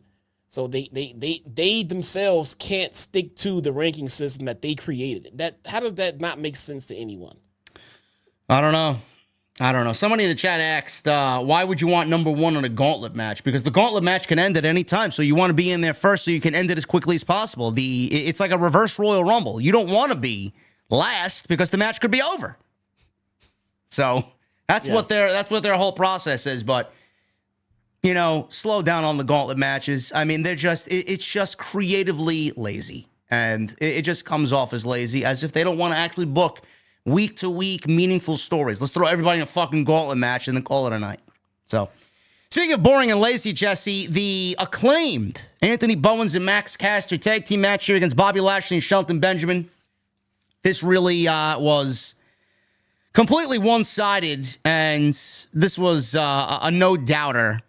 Hurt Syndicate wins, and they continued to tease the breakup of Anthony Bowens and Max Caster. Bobby Lashley and Shelton Benjamin win here. Bowens dropped off the apron because Max Caster is just all about himself. He's very cocky. They're getting at each other's throats here. Bowens is just fed up, so he dropped off the apron. He watched Caster get his ass kicked as Lashley made the tag into the match. He hits a spear, spine buster, and a hurt lock, and that was basically it. Bowens said Caster isn't the best wrestler alive. He's a selfish asshole, and walked to the back, leaving his partner alone in the ring. Now, I want to say this is kind of a callback or a throwback. These two guys are sharing the ring now with each other in AEW. Bobby Lashley was a part of a segment where Vince McMahon trotted out Bobby Lashley's sisters. And Max Caster was one of Bobby Lashley's sisters. So if you guys want to go back and watch what was an awful segment, they do have a little bit of history with each other. Moving on to 2025, we're looking at what was, Jesse, one of the hottest tag teams, not only in AEW, but probably the pro wrestling business in the Acclaimed, and how they have absolutely cooled off for one reason or another. Part of it is them and refusing to change and kind of mold with the times, and a lot of it could be blamed on AEW Creative for dropping the ball with what now is a terrible tag team division. It's unrecognizable the way the division looks nowadays, so the Acclaimed is a product of not changing and keeping the same formula. And then the creative in the tag team division, you put that into a blender and it's just awful. But now they're teasing breaking them up. And I know you might have a different take on this, but my take on this is Bowens. I hear that people want to see an Anthony Bowens singles push. I don't really understand it. I don't really understand the singles push for either one of these guys. With the amount of talent on this roster, they separately will be dead in the water if they go on a singles run. And I feel like Anthony Bowens, if everybody believes that he's a singles wrestler out of these two, he will end up on Ring of Honor in weeks, and we won't hear from him again. So I don't really understand why breaking them up is being looked at as a positive thing instead of, and I mentioned this weeks ago, taking the road that WWE's taking with the Street Profits. Look at what they did. They added a little bit of edge to the Street Profits. The Acclaim could probably have benefited from that. I don't know why they haven't really changed or even thought of possibly changing a little bit about what they do presentation-wise and character-wise. They're just going to a quick breakup, which will ultimately kill both guys, man. I don't know how you feel about it, but I think breaking them up is going to kill both of these guys immediately, and they will fucking fail. So I kind of agree with you, but here's why though. I think Anthony Bowens can be a singles. I think he can be a babyface singles. I don't think it's so much as much as a guarantee as with Max Caster though. I'll come back to him in a second. But Bowens could probably use a little bit of help. I mean, let's just maybe be aligned with another crew or someone else or something like that. Because just plucking them out and just throwing them out there, complete single babyface run, I could make it work as a creative writer. So could the average person that wants to write creatively for him and book him correctly. But I think you're right in the sense of he would just wind up on ROH because if you don't give him enough effort, then it won't work for him. Max Caster, on the other hand, I think they have a diamond in the rough with this guy. This guy is a triple threat player, bro. He's got the mic skills. He's got the look, and he can go in the ring. There is nothing stopping Max Caster from being a main event heel in AEW. I can give him a good full year a good full year by himself, man. By this time next year, I don't see why this guy couldn't be a main event heel as a solo. I think he's fucking great. I think he knows how to work a crowd. I think he knows how to get genuine heat. He can go in the ring. He can be a sniveling little heel, and he can talk to the fucking cows come home on the mic. Well, this guy is amazing, and if they use him correctly, they could have a new single star right there in Max Caster. But I do agree that after they get done feuding with each other, I do think that Anthony Bowens would wind up in the doghouse at the end of the day. Yeah, I don't have any hope for. Listen, I've been saying I see more of a singles run in Caster compared to Bowens. A lot of people tend to take Bowens over Caster. I agree with you on Caster and the mic skills and the presentation. I think he's just got a better.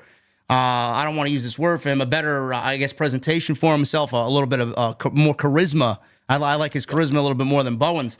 But if they feud, I think there should be a quick reconciliation of sorts and maybe kind of tweak their characters a little bit because the tag team division could use solid teams.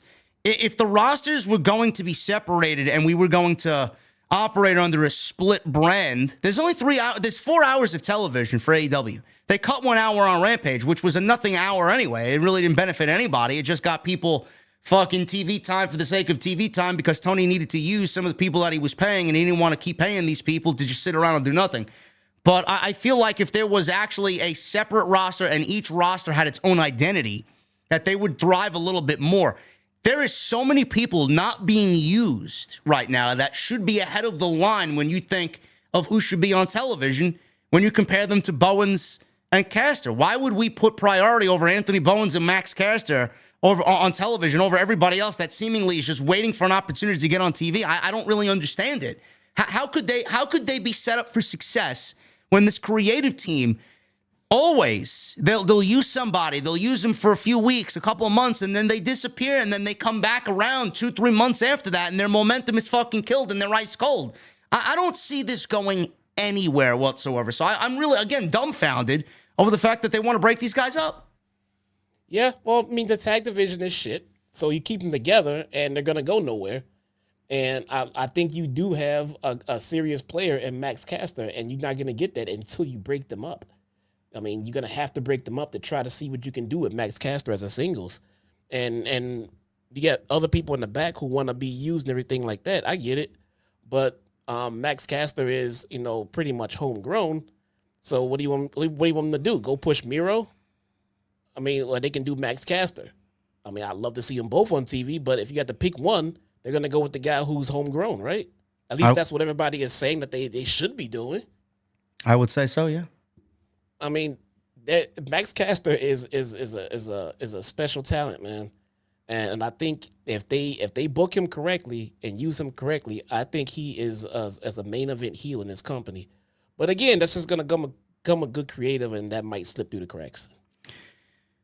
Julia Hart. Speaking of slipping through the cracks, she went one-on-one with Jamie Hayter, who apparently has slipped through the creative cracks, and now she has been easily forgotten about. I'm still waiting, Jesse. It's been 4 months. I'm still waiting for an apology from all the sickos that had a problem with both you and I complaining that Jamie Hayter, after 2 years, came back on a pre-show to ultimately do nothing. They all said, give it a chance. Let's see it play out. She's in a feud with Saraya, who's now not on TV, and she's making silly Patreon videos. So, again, I'm waiting for all the people that told me to see it play out, let it play out. Where the fuck are you people now? That's what I want to know.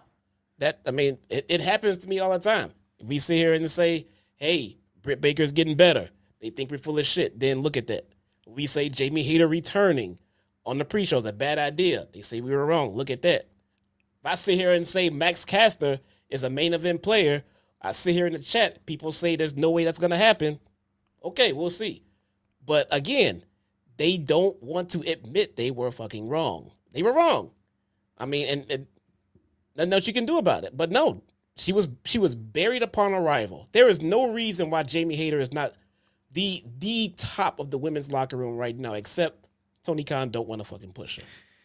Something happened that is unexplainable. This woman came back, and you think that she would get superstar fanfare. This woman got over on her own through storytelling with Britt Baker and Rebel, and breaking out on her own, organically winning the fans over to become the AEW Women's Champion. She looked great. She came off on television like a homegrown star should, right? The women's division was not really all that good then. Jamie Hayter was one of the few bright spots in that division, all self-grown, basically. Now we forward to this year. Something in the last 2 years, from when she was out until she came back at All In, something happened. I don't know. I don't want to put my tinfoil cap on, but Jesse and I have called out the fact that she was very openly, praising Mr. Phil Brooks. And you guys know that you can't praise CM Punk or Cody Rhodes in this company. Otherwise, Tony will look down upon you and you'll be in the doghouse for basically the rest of eternity. It's basically what happened. So we fast forward to tonight. And Julia Hart's been out since last April with a shoulder injury. Jamie Hayter has had no momentum since coming back. You could sit there and fucking cry me all you want. This woman's run so far since being back has been awful. Nothing memorable whatsoever. I don't remember a single fucking thing that she's done that is remotely remembered for what she's done since she's been back.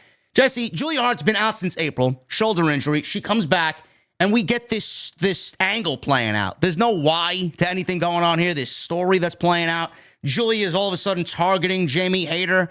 Nobody understands why. There's no story. And it results in a match on tonight's Fight for the Fallen. Now, the way that I look at it is Jamie needs all the help that she could get to get back to where she needs to be. Julia Hart's first match back since April was tonight. My first question to you, Jesse, is what type of logical brain, as a pro wrestling promoter, books two women in a match where one of them needs a win desperately, and the other one has a return match tonight, and she can't lose the match? So why are you're purposely booking yourself in a creative mess just by this match happening by itself? Why would somebody do that? No, you are incorrect, sir. To them, there was no one who needed that win desperately other than Julia Hart. To them, there is no future for Jamie Hayter. So there was no corner that they booked themselves into. They have one woman that they're pushing and one that they're not. Easy.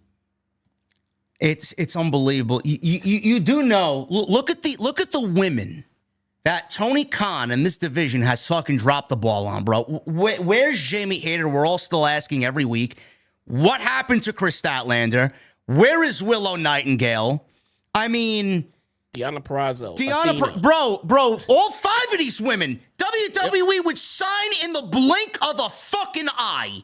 And Tony's got this talent and doing nothing with it. No, but instead we get a 10-minute Jeff Jarrett segment where he wants the fucking AEW World title, and you can't be bothered to book another solid women's match on this show to give some shine to an otherwise dead division. Nope. It's the way that I see it. Nope. The one thing they are doing correctly, they are focusing on Julia Hart. She's very young, and she's very green, and she is only going to get better from where she sits right now, and she's very good right now, too. I look at her as AEW's version of Alexa Bliss, to be honest with you.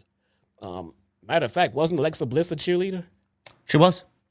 Well, I just realized that.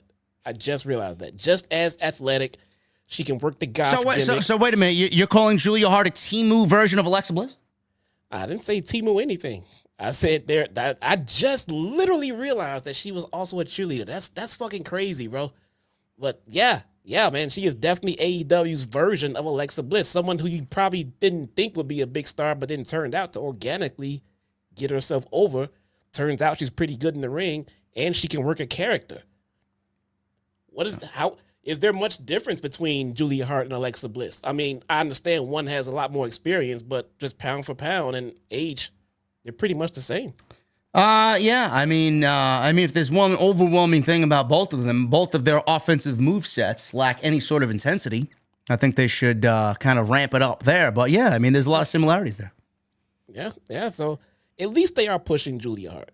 I mean, that is a homegrown young talent they should be pushing, but she's not the only one they should be pushing. I don't know how they dropped the ball. Well, I know how and I know why, but they should not have dropped the ball on Jamie Hayter. I don't know why Deonna Purrazzo is stuck on Saturday nights. Why is she not front and center? Serena Deeb should be used more. Athena is just being wasted in ROH. I don't understand this. You went out of your way to get Britt Baker back. You brought her back. You made her tell her story to the world so she can get, people behind her again. And then you took her off television again. Why did you bring her back? Tony has every fucking resource at the tip of his fingers for this women's division to make it the best women's division in the entire industry. He has an opportunity to be better than WWE at this one thing, and he refuses to do it. All you need is to use the talent that you have at your disposal in a meaningful way and write compelling television for all of them. And you got the best women's division in the entire industry. And we got Mercedes swallowing everybody up like she's fucking Jaws. And we got Jamie Hayter being buried for whatever fucking reason. Britt Baker's not on TV. Athena's being hidden away on a fucking show that's watched by fucking 18 people. And Statlander went from a promising heel run to absolutely nothing. A babyface that nobody gives a fuck about. Willow's off TV. What are we doing here, man? How clueless are these people? I don't know, man. I don't get it. I just don't get it, man. Sheeta, Camille. Where's Camille? Where's Camille? Oh my gosh, she's gone. She's gone. If she didn't come back for the title match with Mercedes and Stat, then she's done. She's done. She's hanging out with Miro and Wardlow and everyone else. So this was Julia Hart's first match since April. Jamie Hayter hasn't done a fucking thing since coming back. We'll pick it up towards the second half of this match. I didn't think this match was good at all. I thought this was probably Jamie Hayter's worst performance since being back, honestly. Hayter mounted a comeback after Julia was in control. She went for a lariat, missed the hate breaker. She connected she missed a lariat, but got the hate breaker, a backbreaker for a 2. She took way too much time to follow up. Hayter ran into a corner boot as Julia wanted a moonsault, rolled through, and hit a heel trip for a 2. So she tried to apply Heartless, but Hayter powered her way back up to her feet. Hart tried a crucifix counter, only for Hayter to hit a Death Valley driver on the knee and a sliding lariat for 2. Hayter wanted a superplex. Hart swept out the leg, and Hayter was clutching her left rib cage. Now, I don't know. Some people on social media saying that she was legitimately hurt. We don't really know that for sure. Maybe she was just doing her job and selling the move. So Hart pulled out an arrow that we've seen in some of these vignettes that she's been cutting as of late. An arrow. And it's funny that CM Punk mentioned a handful of arrows on Monday night. So Hart pulled out an arrow as this was a distraction for the referee who saw it, took it away. This allowed Julia to, and I use this very loosely, missed Jamie Hayter in the face, which on my vantage, I didn't see no mist. I mean, Julia spit something. I don't know what the fuck, maybe it was invisible mist. Jamie had to cover her face to pretend like she was hitting the eyes with the mist. She's writhing in pain, and she goes to the cover and gets a 1, 2, 3, and she beats Jamie Hayter. Now, the doctors came in to check on Hayter post-match. She was writhing in pain, and they quickly moved on from everything that happened here right into the next segment, which was Kyle Fletcher and Will Ospreay. I don't know. I don't know. I don't know what else to say, man. I've stuck up for Jamie Hayter for weeks. You have as well, Jesse. She looked bad here. This was a very one-sided outcome. Jamie Hayter is buried. We don't know why, but we kind of understand why. I don't know, man. It makes no sense. It's hard to sit around and say, oh, they should do this or they should do that, when at the end of the day, we know that they're not going to, and we know the reason why they're not going to. I'm of the belief that they know they should have booked Jamie Hayter. How come Julia Hart got vignettes before she came back? She got little teasers, and she came back, and it was a big deal. And they wanted to push Julia Hart. With Jamie Hayter, she came back on the goddamn pre-show, and they haven't done anything with her since. But yet, we were called out for saying that they were burying her. How many vignettes did Julia get? Or did Jamie get, rather? Zero, right? Jamie gets none. Zero vignettes. None. I think Julia got at least Julia got 2. 3. 2 or 3? 3? Yeah. I don't know. It's just bad. Jamie Hayter deserves better, and they are intentionally burying her. Now, the one question is, I have seen that the mist usually transforms people from good to bad, or there's now evil growing within somebody who gets spit with the mist. Is this going to be the same thing for Jamie Hayter? Is this going to be a change in her character, or is this not going to happen to her? I don't know. You are trying way too hard, bruh. I don't know, You man. are trying. I'm trying to find a silver lining from all this. I just don't get it. No. I don't get it. No. Just bury. Just that's just what it is, bro. There's no. What I don't get is why Mercedes got a segment on tonight's show that went absolutely nowhere. I don't get it. Mercedes came to the ring. She got a whole entrance, did the dance, CEO, the whole 9. Commentaries plugging Wrestle Dynasty this weekend. I will not be watching. Her New Japan Strong Women's Championship is on the line against Mina Shirakawa. Mone does her signature line before throwing it to a highlight package on the big screen. All about herself. What does she call him? Big Mike? Mike Mansory's Big Mike, yeah. Big Mike? Okay. All Yeah. right. Can we call him Big Mike now? No. Okay. All right. All of her Sports Illustrated ranked top matches are shown, including the #1 spot against Hazuki in New Japan. Mone says you haven't seen anything yet for what's in store in 2025. Mone said Mina has something she wants, more gold, the Rev Pro Championship, and said Mone changes everything. Excalibur says it's title versus title at Wrestle Dynasty, but this match is happening this weekend, and I just don't see Mercedes losing, Jesse. I don't look good for Mina. No, it does not look good for Mina. It looks like Mercedes, obviously taking inspiration from Jaws, is looking to eat everything up that the industry has to offer, bro. She's going to be the new belt collector for 2025. Here you go. As long as she's happy. I guess. I guess Tony needs to show everybody that she's worth the money she's making. She's like Pac-Man, bro. Yeah. And all of the women around the industry are just little pellets that she's just going around just. Yep. I don't know. Ooh, a title. I don't know why this segment needed to air on television. So with this and Jeff Jarrett segment, we wasted 15 minutes of television time that could have been given to another women's match or another match in general with people that we actually care about. Why? I don't get it. Could have saved this shit for a fucking video package and save us the goddamn spiel from Mercedes. But they got to show that she is one of their biggest stars going into 25. And right now, all I'm asking for is a little bit of story with her. A little bit. Nah. Alex Marvez is backstage with the Undisputed Era. King, sorry. No, Matt Taven and Mike Bennett. We got Adam Cole, Bay, Kyle O'Reilly, and Roderick Strong. Cole said, finally, the Undisputed Kingdom is complete. O'Reilly says they have it all covered. Trios, tag team, singles, triple threats. Strong says he couldn't have said it any better as tonight he'll win the match. And remind them next week, it's every man for himself.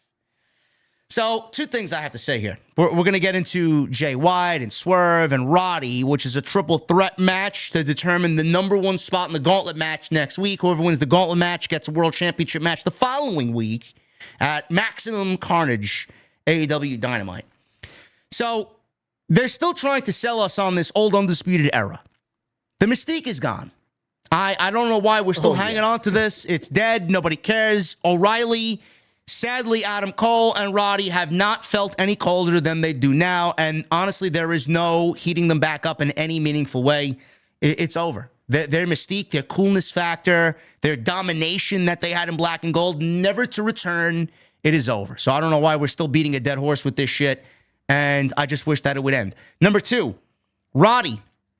First time we saw Roddy was at the pay-per-view where he came out to help the efforts of Adam Cole against MJF after the Dynamite Diamond Ring was retained by MJF at the pay-per-view.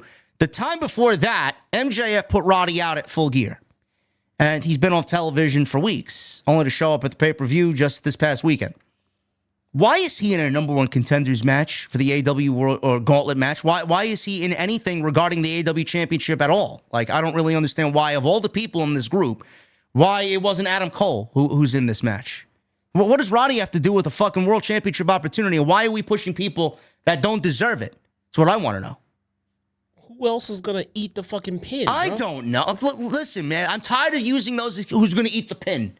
They need someone to eat the pin. Can we just not really be bothered with who's going to eat the pin and put people in there that actually fucking matter to the situation and have people get beaten? Like, what is with Tony not beating people? That's what I want to know.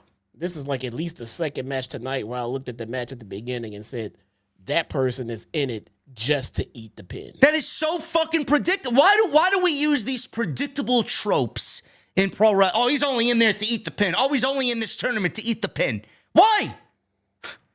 Easy. That's the reason. It's easy. Yep. There's no thought behind it.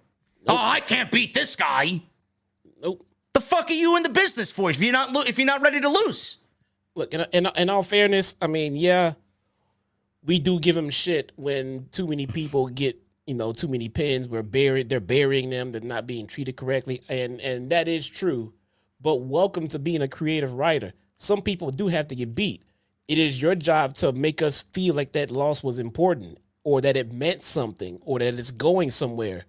Okay? I mean, everyone can't be undefeated, but if you have someone that is important to your roster and they are taking an L, my God, there is a reason behind it, right? I mean, were they protected in the loss? Did they take this loss to feed into another storyline? I mean, you just can't go out there and say, you lose again. Hangman, you're going to lose again. And you're going to lose again, but we're still going to push you. No, because now the fans don't care anymore, man. Yeah, but it goes back to what I just said. The Undisputed Kingdom just got back together at the pay-per-view, and they are, once again, a family. So they're coming out of the pay-per-view, and they're all back together, and they're all excited that everybody's back together, and they're mentioning, we got the tag team division covered, we got the trios division covered, we got the singles division covered. It's great. You're going to push them as a top group in the company, yet you're going to send one of their guys out there to a triple threat match just to lose and take the pinfall. How does that make getting the group back together mean anything? Like, that's my point. Like, you just got these guys back together, and you have them cut this emphatic promo that they're back together, the band's back together, and then, all right, Roddy, go out there and lose. How does that make the group look? It makes the group look like a bunch of losers. Wasn't it a triple threat match? Yes. With no rules, right? No rules. So where was this crew? It's a good question. Where are they, solidarity? Man? Some backup? Maybe they trust him big enough, man, to get the win on his own, man. He's a big boy. No DQ. Get your asses out there and help me win. Fucking ridiculous. I mean, I thought they hired somebody to fill these overwhelmingly large logic gaps. What happened? Holy shit. So we were told. Anyway, this was a triple threat match. Swerve, Jay White, and Roderick Strong to earn the number one spot in next week's Gauntlet match. You want the number one spot because the match can end at any moment, and you don't want to be last because by the time you get out there, the match could be over. So that's why they're doing this. It's a reverse Royal Rumble. It was pretty good up until the ending, which caused it to go completely one-sided. Swerve, obviously people were telling me, well, Roddy's only in there to eat the pinfall, and we kind of all figured Swerve was going to get attacked by Ricochet after what Swerve did to Ricochet at the pay-per-view by having the crowd throw toilet paper at him. So that's exactly what happened. So we'll pick it up towards the end here. So we get Jay White in a situation with Roddy, and he gets power slammed onto Jay White. Rolling flatliner, Strong countered into a code breaker on Swerve, an angle slam and a tiger driver on Jay White for 2. Strickland returned and hit a standing Swerve stomp on Roddy. He went for the house call, he missed. White wanted Blade Runner, missed. Strickland hit a rolling flatliner, and then he wanted a Swerve stomp, but Strong cut him off. White rolled to the floor, and Strickland was left to basically decide who he wanted to go after, and he settled on Roddy. Pump kick to Roddy on the apron as Swerve walked the barricade to hit another to Jay White until Ricochet stoically appeared in the crowd in the front row wearing a baby blue suit and a white dress shirt, and he had a pair of golden scissors with him. He just stared him down. But he struck Swerve in the head with the pair of scissors, which ultimately busted him open and took him out of the match. Now it turned into a singles match where it was just Roddy and Jay White, and it was basically over from there because Jay White saw all that happened with Swerve, threw Roddy in the ring, Blade Runner, 1, 2, 3, and Jay White advances to the gauntlet match next week as he gets the number 1 position in the gauntlet match for the AEW World Championship. So after this match was over, Strickland's bleeding. Ricochet slowly steps over the barricade, and he holds the scissors up to Nana, and he keeps Nana away. Ricochet drove the scissors into the head of Swerve as he leaned against the commentary table, his own dress shirt covered in Swerve's blood. He's laughing evil, maniacally. Nana tried to wrestle a chair away from him because Ricochet wanted to blast Swerve with the chair. He ended up getting shoved into the ring steps, did Nana, and Ricochet blasted him in the back with the chair. In the ring, Ricochet set the chair up, and he sat very stoically in the ring, looking at Swerve, bleeding as Swerve was looking up at him. And he continued to beat up Swerve, hit the spirit gun. All of a sudden, Adam Cole, Kyle O'Reilly, and Roddy made the save on Swerve as Ricochet bailed, continuing to laugh as he left the ringside area. Strickland then was checked on by the Undisputed Kingdom and the doctors as we move on to the next segment. And we talked about this in the beginning of the show. We're not going to spend too much time on this. This was the best presentation of Ricochet so far in 4 months on AEW television. If you guys want what we had to say about Ricochet, it's all in the beginning of the show. It's literally what we started off with. He needed to change himself up. He needed to be different because there's like 1,000 other fucking Ricochets on this roster. If this is step 1 to making that happen, good for him. Now I want to see what he does with it and where we go from here. Obviously, he's leading to a match with Swerve. Does he get the victory over Swerve? Does he use this as a way to get in with the Hurt Syndicate because they kind of big leagued him and they kind of casted him off as a fucking loser? They embarrassed him. Swerve embarrassed him. Is this now driving him to the brink of insanity? He wants to really prove a point to everybody else that did him dirty. We don't really know. But this was the best presentation of Ricochet so far, and I don't really know what the Undisputed Kingdom is doing out there saving Swerve, where they fit into all this, but Adam Cole's out there. Kyle O'Reilly's out there. I don't know if they factor into this storyline at all. But at the end of the day, Jesse, this is exactly what Ricochet needed. And I don't want to say that, the doubters are being proven wrong here because this is just the beginning. We hope that he proves us wrong because what he was doing up until this point was fucking terrible. So please, make it work. I want to see it work. Yeah, no, I agree. And if they make the right changes and this whole new gimmick change works out for Ricochet, great. It still doesn't prove everyone wrong. It just proves that if they would have continued the same course that they were using, that he would have been buried and change needed to happen. And they made a significant change in his character. They gave him something of meaning to do tonight, something that made us say, oh, look, this is something, another fucking boring Ricochet segment. Okay, this is something different. Now, okay, this shit is good. Hold on. Okay, this is great stuff. I genuinely felt, and maybe you missed it earlier, I genuinely felt this was the best that I've ever seen Trevor Mann look in his career.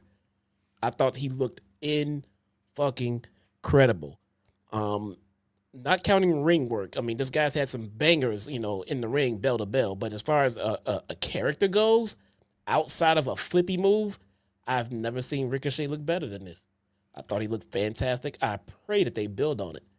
I would love to see Ricochet to the point in the company where he thinks he already is. The guys out there, almost between him and Top Dollar, I don't know who the biggest wrestler in the world is out there, man. They both think that they're the best in the business right now, which I guess is great because you're supposed to think you're the best, but be realistic, I guess. And if I could say one thing in regards to Ricochet, stay the fuck off social media and say nothing. Say nothing. Yeah. Don't go argue with people now after you had a great segment. Don't. Stay off social media. It does nothing to enhance what we saw tonight. If anything, it's going to ruin what you did tonight. Stay off social media. And don't answer anybody. No, don't answer any of these fucking geeks that want to talk shit about you or your wife. Just get off. And don't tell them to suck your dick anymore. No, nobody wants to hear that shit. That's bad. Alex Marvez is backstage with Jay Lethal, Sanjay Dutt, Satnam Singh. They said they haven't heard from Jeff Jarrett all day. Jarrett walked up and said that whatever he's planning, they support him 100%. They just want him to make sure that this is what he wants to do. So he probably told everybody that he was going to retire. We kind of kept the information from everybody. Karen Jarrett walking up all somber. What Jeff wants, she wants. They're unbreakable. She hands him his wrestling boots, and Jeff Jarrett walks off. So we're going to get into that segment. That was the next segment up. Before we got that, Mariah May was backstage and said she was asked to stop saying bad things about the women's division, and she mockingly did so. It's a shoot. Yeah, it really is a shoot. She says that the division is terrible. It's really a shoot. It really is.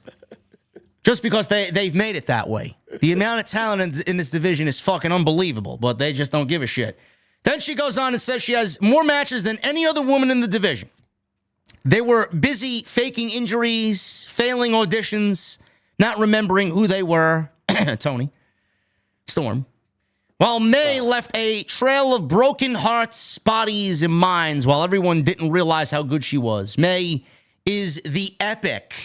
So it's time for others to prove themselves to her. She's the woman from hell. You can't touch her. She'd love to see you try. I'm honestly tired. I'm tired of the lazy direction for the women's division, and I think Mariah May has had an absolutely unmemorable and very forgettable title reign. She's got one of the worst women's title reigns, if not the worst title reign in the history of the company. Nothing memorable has come out of this reign. So I'm going to need you to give me some story with her. Otherwise, that's the way it's going to really end up when all is said and done. I'm telling you, there is no story for her until she gets back in the ring with Toni Storm. That's sad. They're literally saving her just for that. Awful reign. Very good, very good wrestler, but awful reign. Yeah, no, she is good. I remember being kind of on the fence with her in ring work, but I mean, she's kind of got me on her side with that. And I think she's either gotten better or I just took a different look at her. I don't know, but I'm enjoying her in ring work. But this title run is a little bland, man. I mean, there's nothing going on. We're just waiting for Toni Storm to pop out of her amnesia kick and remember what's going on, and then go back and kill her for the title. Yeah, we'll be seeing that in about a month when AEW goes to Australia. Yep. So get ready for that. Jeff Jarrett, he was planning to announce his retirement, which I was hoping was the case, but he trolled us all. Yeah. With a guitar set up in the ring, Jarrett came out there with his boots and laid them in the ring. He says he has many things to be thankful for in his career and wishes everyone a slappy new year. Oh. It's sad to start thinking about things coming to an end, but made him think of how things began. Jarrett talked about his grandmother starting to sell wrestling tickets and thus changing his family's life forever. High risk, high reward decisions helped her get into the business. His father became a wrestler and bought the promotion in Tennessee. In 1986, when Jarrett got into the industry, it ultimately led to starting his own promotion in 2002, a place that has developed some of the greatest wrestlers of all time. Jarrett grabs his boots and asks if the last outlaw should ride off into the sunset. The answer is yes, but he says, hell no. When you take the biggest risk, you get the biggest reward. And he signed his very last performers contract with AEW. The last outlaw wants one last ride and wants AEW gold. He's talking about the biggest risk of his career. He's entering the gauntlet match next week, and his New Year's resolution is he wants to become the AEW World Champion. This segment fooled no one. I mean, he was pretty much just missing the pink blazer. And fooled no one. The positivity grifters on social media are going to be like, oh, Jeff Jarrett deserves a spot on TV, man. Yep. Give me a fucking break, man. What are you? Stop shilling, please. Yep. Nobody asked for this. Tony is terrible at reading the room. This is a new era, a new start to the new year, and you got Jeff Jarrett on fucking television. Nobody asked for this. Jarrett should be used in one way and one way only, by enhancing others around him, not going after a world championship, or being used in a producer role to make everybody else that should be on television better. Yes. Enough. Yes. And just because I don't want this clip from what we said about him earlier, I think Jeff Jarrett should be used for his expertise and his knowledge of the wrestling business backstage. We just don't need to see him on television. That's all. All because John Cena's retiring and he's going to get a big send-off. That doesn't mean Jeff Jarrett should be going after the world championship because John Cena's going after it. Sting got I didn't even relate the two when I saw it. Well, I mean, it's happening this year, so people are making the correlation already. I don't think it's going to end up that way for Jarrett this year. I'm assuming he signed a 3-year deal. Maybe everybody. It's either a 3-year deal or a 1-year deal. I don't know what. I don't know why you would. I don't know why you would give Jeff Jarrett a 3-year contract. 3 year, yeah. If it's for an in-ring contract, it might be a 1-year deal. You know, I'm assuming he's still being used for backstage stuff. So does Jarrett has 2 contracts? I'm assuming. Yeah, maybe. You know, Sting's retirement was great. One of the best retirements of all time. Tony, he fucking knocked it out of the park with that one. You know, all because you got these legends. That doesn't mean everybody's got to go after the world championship. Nobody asked for this, bro. This is not the AEW that we fell in love with. Jeff Jarrett being on TV, going after a major championship, taking 10 minutes of television time away from. I mean, name somebody, chat. Name me anybody you want to see on television that you haven't seen in a while, or name me someone you want to see pushed a little bit more in 2025 that hasn't been pushed in 24, and apply them to this segment. That's who Tony Khan took television time away from, and that's a problem. Yeah. You know, I'm glad to see that he's surrounding himself by people in the business with experience. So, I mean, I'm glad to see that there is a Jeff Jarrett backstage. Yeah. You know, that there is a Adam Copeland. You know, that there is a Big Show. You know, I mean, guys like this, man, I mean, you guys can say what you want about them and how you felt about them in the ring. They've been around this business and they know what it takes.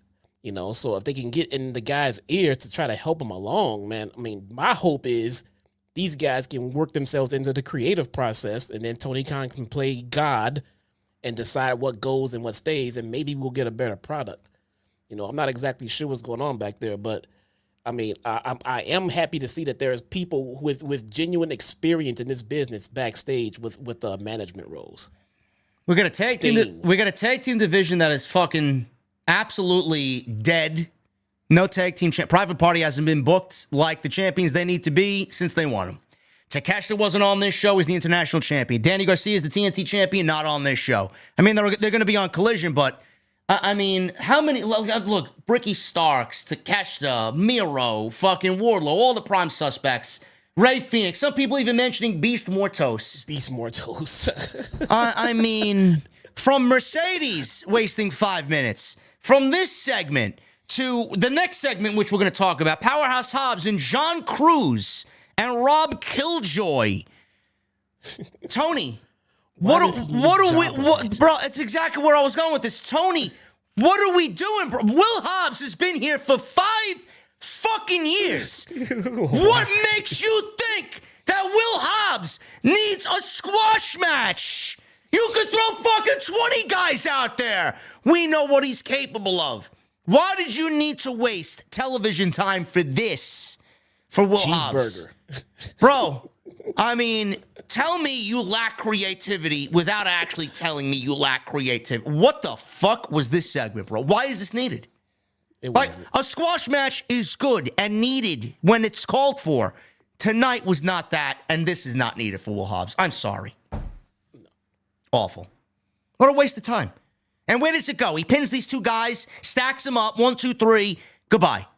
Where does he go now? He's in the gauntlet match next week, supposedly. Is he going to win it? No, of course he's not going to fucking win it. Where's Max? Where's MJF? He was on the show tonight in a backstage segment that they filmed after the pay-per-view. No, that's not, no. Where is MJF? If he's done filming, he's had a lot of time off. He is very much so needed. He could have been used on the first show of the year on Max. Why was he not here? MJF post-match at World's End is backstage congratulating Adam Cole on his win. He corrects himself and says, that's right, Cole lost. It took an army to beat him after the match and says, thankfully, mercifully, the chapter of Better Than You, Baby comes to a close, and now it's time for retribution. Is it really over? I'd like to know. Is it really? He says it is. Let's see. Yeah. It's time to take back the Triple B. Something taken from him without him actually losing, which is correct. It's being paraded around in a briefcase and questions Jon Moxley. What's a king to a god? No one is on the level of the devil, something Moxley should know very well. MJF doesn't care if Moxley burns AEW to the ground because in 2025, the devil gets his due. Part 2. Who's the baby face in that one? Bro, I don't... I legitimately thought the same thing to myself while watching this. Well, Moxley's the heel, MJF is the heel, and you paraded him around as the heel in this fucking feud with Adam Cole that didn't make any sense. That really came off that MJF was the one that should be the babyface because we were all sympathetic to him. Now you want to tease MJF and Moxley, who are both heels, and you want to actively turn MJF back into a babyface? You shouldn't have turned him in the first place. I don't know, man. Turned him in the fucking first place. I will give MJF, the benefit of the doubt here. I don't think MJF and Moxley are going to cross paths because at that point, it's got to go back to MJF because this feud, this storyline, and whatever feud Moxley's in right now is dead. It's killing the fucking company. The ratings are in the toilet. I mean, if you want to go back and restore the feeling, then restore MJF for the world championship, quite honestly. I don't think they cross paths. I think whatever happens after Moxley drops the title and then when MJF slides himself in. But, I mean, I'm just happy that he's now making a mention that he's going after the world championship because that's exactly where he needs to be. None of this middle-of-the-road garbage. None of these feuds that don't matter. No more MJF at the bottom of the fucking card opening the show. Like, the guy is a main event level talent and should be in the main event for the rest of his time in AEW before he eventually jumps ship to WWE. The usage of MJF the last 6 months has been fucking terrible. And it's sad to see, and creative should be ashamed of themselves. It is. It absolutely is. They turn MJF heel and they turn Adam Cole babyface just so they can revisit this feud, it seems like. And now and now in retrospect, a babyface MJF would be better right now for them, and a heel, Adam Cole, they could have kept the Undisputed Era all heel. Yeah. I don't know why any of them were babyface. Well, I mean, none of it made sense from the beginning because nobody was going to sit there and say MJF wasn't right. He was right about everything he said there. He was the one that was fucked over at World's End in 23, going into 24. So it's like, well, why do you think I'm going to side with Adam Cole here? I'm not. Even though MJF came off as the heel and he tried to portray himself as the heel, he was the babyface. Yep. None of it made sense. It made no sense. And it was such a rushed and forced heel turn for MJF. It was weird. He came out right away, just quick hometown fucking heat bash local sports team right away instantly, all in on the heel feud for this, Adam Cole thing, and then it was really nothing behind it. It was trash at the pay-per-view. It made no sense right now. And now, from what promo they just gave us, now it looks like a babyface MJF would make more sense right now. Yeah. Imagine a babyface MJF telling the crowd he's coming back for Triple B. Maybe he goes and just kind of cycles back to that. Remember when he came out with his Triple H inspired jacket? And he was like Stone Cold Maxwell Jacob Friedman. Right. I don't know. Everything in this whole company all feels like it was just thought of earlier in the day. Well, there's legitimate everything. Yes, correct. Everything just comes off without planning. There's no plans to anything. Yeah, the second I saw them changing the rules to the damn tournament, so to fit the feuds and the matches they wanted to do, that literally told me that they didn't sit down and plan this out. You had no injuries. There is no reason you needed to change anything. It all should have been laid out from the very get-go. They laid out the start and then changed their minds and then started shifting shit right away. That told me there's no long-term booking right there. Hopefully it changes. I am not holding out hope for Tony and MJF here. I think someone said it on social media. I don't know who, and I agree with them wholeheartedly. I think it was Ibu of Russell Purist. It just feels like MJF and everything that MJF is, the company's moving on from MJF. I hope that's not the case, because that would be the biggest slap in the fucking face to MJF and his contributions to the company. And it certainly felt that way, especially as the year ended.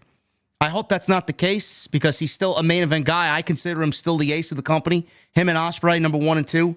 But as far as the way that they've treated him and the stories that he's been given since he's been back, I mean, he doesn't feel important whatsoever. And MJF, good for him, man. He's making his money. He's going to Hollywood. He's setting himself up with Plan B. As pro wrestling, eventually he's not going to be his number 1 when he does everything he wants to do. Good for him. Yeah. Make your money. Go get your feet wet in Hollywood. Go to WWE. I can't wait for that to happen. I mean, the guy's a fucking he's a ready-made WrestleMania main event as soon as he fucking walks in the door. So good for him. For everything that they did with that world title, did it ever really even have to leave MJF? No. He could have kept it, stayed babyface, and just stayed gone with it. If he was never hurt, if he had not one injury, I would have never taken the belt off him. Yeah.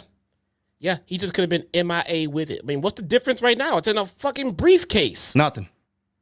Might as well. So we'll see what happens there. I hope that's not the case with them moving on from MJF, but it certainly feels like they don't really have any clear direction for him. And tonight was just... we hear the whispers. We'll get him back into the main event scene as soon as possible. The main event scene is kind of crowded already. How's MJF going to fit into the main event scene? He's not taking the belt from Moxley because, like we just documented, it doesn't make any sense. No. That's actually a good problem to have. You got too many people that would qualify to be in your main event scene. That's a good problem to have, but the bad part of that problem is you are not managing it well. You are making a good thing into a bad thing. You have all these potential main eventers, and nothing makes sense right now. Hangman should be in that picture. Darby should be in that picture. MJF should be in that picture. Swerve should be in that picture. You have too many people. How long before we're going to need Bobby Lashley in that picture? It's going to get crowded. You're not managing it well at all. I don't know. We'll see how it goes. Hopefully it quickly changes for MJF, because he needs to be in the middle of something important. And he needs to do what he does best, and that is storytelling. So I'm hoping that definitely changes with him. What I wish would change is the amount of Chris Jericho in the learning tree that we see. Alex Marvez is backstage asking Big Bill and Brian Keith where Chris Jericho is. Hopefully never to return, honestly. They said North Carolina is just okay, but Jericho isn't coming here before calling out Rated FTR, who are getting ready for the main event. Bill said home is where you find themselves, and the learning tree find themselves in a position to knock the hometown heroes down a branch or two.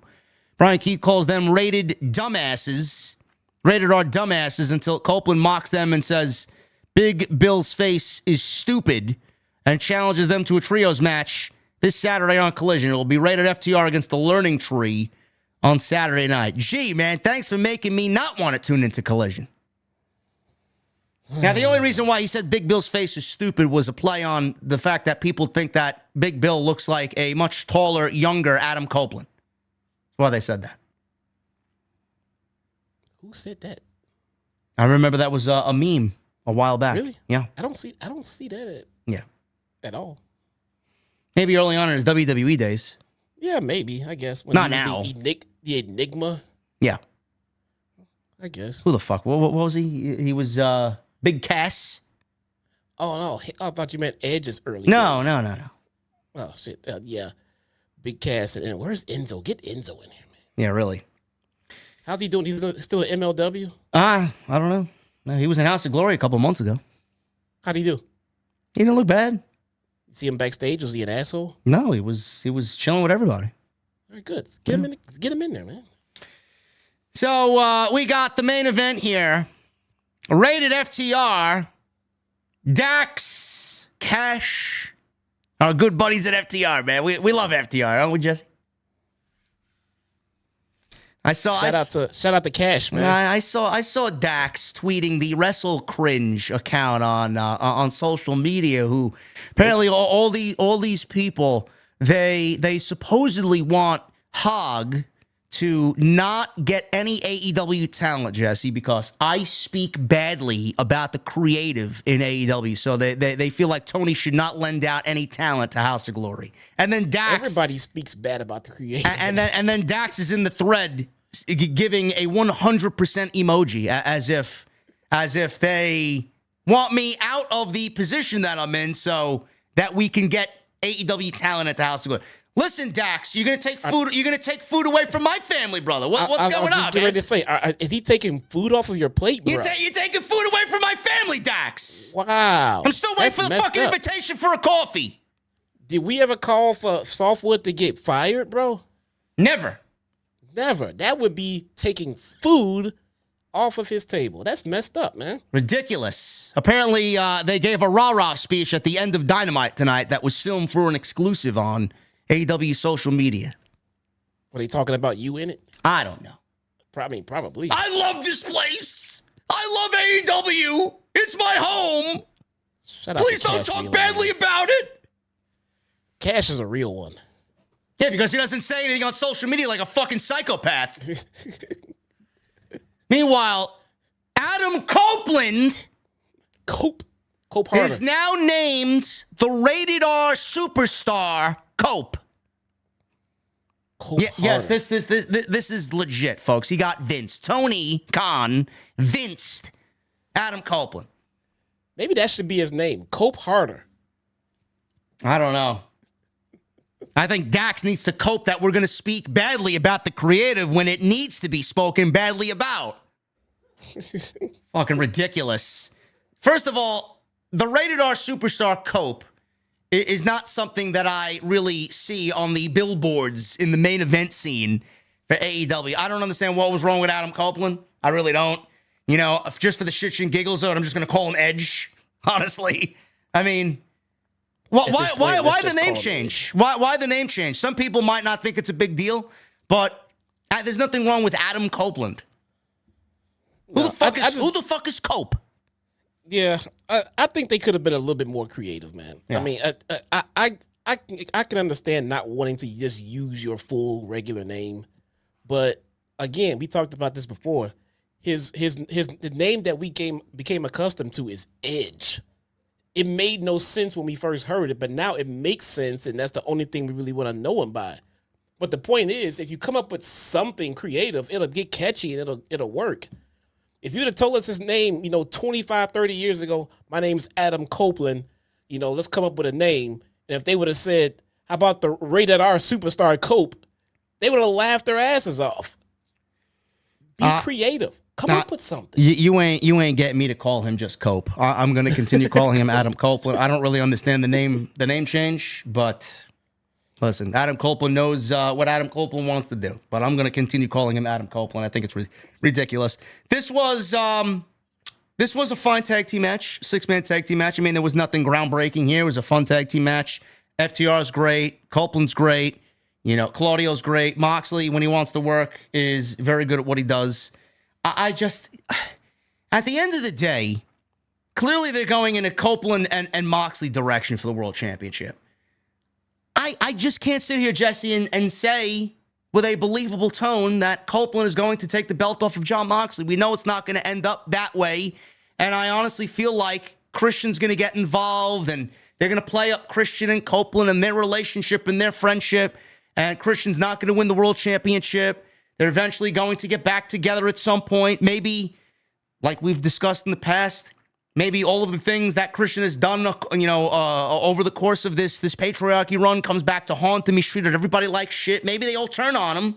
Maybe they're the ones that cost him the cash in. And then Adam Copeland is, heartfelt and he feels for his friend, and then maybe they get back together at some point. But I can't sit here and say that I'm excited about a Copeland-Moxley one-on-one match for the World Championship, because I don't believe Moxley is going to take the title, or Copeland rather is going to take the title off of Jon Moxley. I just don't care. And once again, it goes back to the problem that AEW has, a big problem. Their main event scene is stupidly predictable, and this is not going to be any different.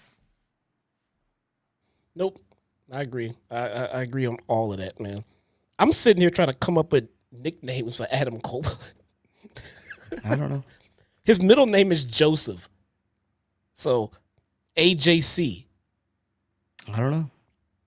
I'm not calling him Cope. That's all I know. AJC. I'll put a pin in that one. We're gonna come up with a name for him, and we're gonna send it to him, man.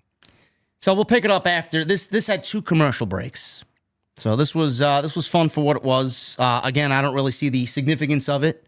I have a theory on where we go from here, because Copeland did say he's going to take everything from, or him and Rated FTR are going to take everything from the Death Riders. So we got a commercial legitimately at the top of the 10 o'clock hour. So Copeland. I just gave him another name. Adam Copeland and Jon Moxley both tagged in. This is the visual that they wanted. They start slugging it out. Everyone in the crowd is excited to see these two guys go at it. Copeland spun out of a Death Rider, hits an Impaler DDT on Moxley, and Moxley bailed before the spear spot. So Copeland was out after him, and they brawled into the crowd. They ultimately made their way back to the ring. Moxley blind tagged in Wheeler Yuta. Copeland was planted with a DDT as Wheeler signaled for a spear, but ran into a pop-up Liger bomb for 2. Copeland wanted a spear, but had his legs pulled out by Moxley and Claudio, crotching him on the steel post. Wheeler made the save, wanted to dive, but Claudio hit a charging uppercut to put a stop to that, which looked brutal because it looked like Cash, as he was flying through the ropes, just crumbled in midair out to the fucking concrete. So Claudio and Moxley then clear off the commentary table. Moxley, I don't know why, kissed Shivani on the cheek before teasing a pile driver, but Copeland back body dropped him off the table. All of this allowed Jay White to slip in from behind and lay out Wheeler with a Blade Runner. Copeland tackled Moxley through the barricade off the table. Back inside, Wheeler, who was clearly there to eat the pinfall, ate a Shatter Machine and a spear from Copeland, and that gave Rated FTR the win, and they celebrated going off the air. Now, I don't really see what this does, Jesse, so I call back to what Copeland said on Saturday at the pay-per-view at the end of the show. They're going to take everything away from the Death Riders, or at least attempt to. So what I think here is, and chime in if you think I'm wrong, clearly they pinned 2/3 of the Trios champions.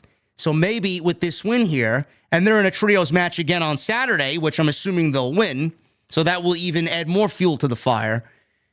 Rated FTR are going to win the Trios championships from the Death Riders because they pinned 2/3 of the Death Riders, the Trios champions, tonight, and all they will do is run this match back with Pac taking Moxley's spot. Do you see that playing out that way? Probably pretty much to the T, yes. Okay. Yes, that would be it. Yeah. There you go. Maybe I should book the show. Yeah, well, not if you're going to book it like this. No. This. Ooh, man. So, why does it have to be Rated R Superstar? Can we just abandon that? I know it's there, they can use it, but that doesn't mean we have to. What do you want him to call himself? The Superstar? No, get away from all of that. What do you want him to just be Cope? Get away from that too. Just start over. Adam Copeland, who comes out with Alter Bridge as his theme music. Just fucking stop trying to use the same WWE gimmick. Do something else. You think you know him? Clearly we don't. He's Cope. I don't know who the fuck Cope is. We don't know what the fuck. We don't know who this guy is. Who the fuck is Cope? I don't know him. I want to know him. Be edgy. Adam! I don't know. What happened? This Dynamite, man. Listen, man, just like the super chat that I read earlier, this Dynamite did absolutely nothing to get me excited about next week's show. No. I'm being honest with you. The show is struggling right now to maintain any credibility and any interest. It's a new era because they're simulcasting on Max, sure. A new era? How could you call it a new era when the women's division is in shambles, the tag team division is in shambles, the Death Rider storyline is as uninteresting as anything that they've ever done, Mercedes is fucking putting on great matches, no story, Mariah May is women's champion, one of the worst reigns ever, you got Takeshita, who is just unbelievable in the middle of nothing, Danny Garcia, they brought him back, oh my God, he's staying with AEW to sit and do nothing. Bro, what are we doing here? Every aspect of the company is ice fucking cold. Ice cold. Yet we're the problem because we call out how bad it is and how cold it is. I'm sorry. It is. That is the problem. When you surround yourself by yes men, you start thinking that people that are trying to tell you the truth are the enemy. Yep. You know what I'm saying? So you want to surround yourself with podcasters and people and management who are all going to say, yes, this is great. Yes, we're going to do that. Yes, we're going to do that. And then someone who is not on your payroll says that it sucks. And, well, they're the enemy now. Yeah. Unfortunately, the fans are all speaking in the same voice. Unfortunately, your ratings are down and your ticket sales are down. Now, that's not the kind of thing that I harp on, but it's a barometer to hold the gauge to when you can say, I'm right and you are wrong, because your stats are down. So listen to the people that are telling you that something is wrong, not to the ones that are kissing your ass. All you guys need to take away from this review, and anybody in AEW watching us, bullshit on the new era. Welcome to AEW 2025, where Jeff Jarrett has already claimed first dibs at the AEW World Championship. The fuck is wrong with the people working there, man? And where are you people to speak up and tell Tony enough is enough? Fucking ridiculous. Anyway, guys. Is that what Maddox did, man? Maddox? Who's Maddox? Not Maddox. Not Maddox. The fucking Jimmy Jacobs? Jacobs, yeah. Maybe. Is that what he did? Did he speak up and say this shit sucks and he got fired? Probably. I had community people telling me, oh, he wasn't fired. He absolutely was fired. He was given an NDA on top of it, too. He wasn't fired, bro? No. He was absolutely fired. And Vince McMahon quietly retired on his own free will. Mm-hmm. Sure thing. Guys, make sure you guys hit the thumbs up, please. We need 60 more thumbs up for 1,000 likes. I would really appreciate it. Oh, shit. I'll do one. Hold on. Helps out the show tremendously in the algorithm. Boom. We had 3,300 people in here for Wednesday night, man. Unbelievable. Thank you. Thank you, guys. Friday, I'll be live for SmackDown, man. We are going 3 hours on Friday night. Not me. Yeah. I knew Trips did one, bro. I dropped Raw to 2 hours. Look at me. And now Raw and SmackDown are going 3 hours. SmackDown was 3. Gotta go by. 6 hours of WWE television, man. But listen, it's WrestleMania season, and WrestleMania season starts early this year on January 6th. So I'm excited about it. I can't wait to share it with you guys. The next time you see me live will be Friday, and there will be a 3-hour SmackDown. I hope that it's worth watching. I really do. Raw is 3 now? Yeah. Yeah, that show's 3 hours on Monday, yeah. We'll see. So make sure you guys hit that thumbs up. We need 20 more likes. Appreciate you guys. Super chats are still open. Get them on in. They will remain open. So if you guys want to support the show, it's a great way to do that. Follow me on social media at JD from NY206, Twitter, Instagram, TikTok, and Cameo. Hit that subscribe button down below. Turn on the bell for notifications. And make sure you guys go check out all the other content on the channel. There's plenty of it. I do have a request for some of you guys listening to me, man. I'm going to be in the market for new computer monitors, man. I need a grade A PC gaming monitor. And I'm looking at you had the curve. I'm looking at Asus. I got to upgrade because I got a PlayStation 5 Pro and I want to get an upgraded screen. So I'm looking at Asus. I love Asus products. If you guys want to hit me up and tell me where I need to go, man, I need a brand new 2024 screen. OLED is what I'm going for. 240 hertz. Do I need any more than 240 hertz? Some of these are 520 hertz. Yeah, but where are you gonna get? I mean, what's the Pro putting out? I could go up to 8K. Your hertz? No, how many hertz is the Pro putting out? 120. No, that's all you're gonna get. I don't care how much the fucking. All right, but what if I want to game on the PC?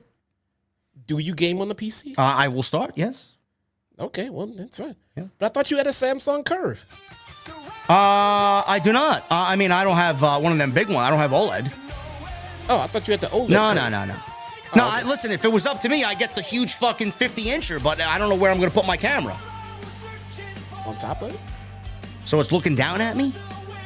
Oh, no, you raise your chair up. But I guess it depends on your desk setup. So, but yeah, you can sit on top of the monitor if the chair sits high. I don't know. Somebody hit me up. Fucking clueless with some of this shit. Anyway, let's get into these super chats. Gabriel Boss with a 25. Thank you, brother. JD, would you consider to fly over the West Coast for Revolution in LA and be a part of the media scrum so you can bring a legitimate question for Tony God? Brother, I'm not getting invited to the media scrum ever again. I've been absolutely blacklisted in every sense of the word. And being that after what they pulled, I don't want to go there. And being that they're handing out questions supposedly, because why would that be said by an insider if it wasn't true? I don't really get it. And I gotta get fucking John Alba saying, "Well, they don't do that. That just ruins the credibility of what we do." Yeah. I'm sorry. What do you guys do again? Suck dick? I'm sorry. Disclaimer up, please. Glaze the product when it doesn't need glazing? Disclaimer, please. Michael Krause with a $2 super chat. 2025, we like the skies with OTS, no backing down. He says, Happy New Year's, JD Graham, Jesse, OTS. Let's go. Yeah. Thank you, Michael. Where's Sky Blue? I don't know. It's probably giving her shoulder for Kyle Fletcher to cry on because they fucking ruined this Continental Classic. Fuck Kyle Fletcher. Yep. How is this guy not living the life right now? Well, good for him. Joey Taylor with a $6 super chat. Jesse, how about your Vikings 14-2? Maybe a Super Bowl victory next month. Let's go. Let's go Vikings. Hey, Julia Hart. It's from Minnesota, bro. Are they going to beat the Lions next week? Bro, this is the absolute game of the year. Winner takes all in the NFC. It gets no bigger than this. This will be the biggest game of the year. So this is. I mean, whoever wins this gets a bye week, right, in the first round? Yes, first round bye and home field advantage in the playoffs. All right, there you go. Must win then.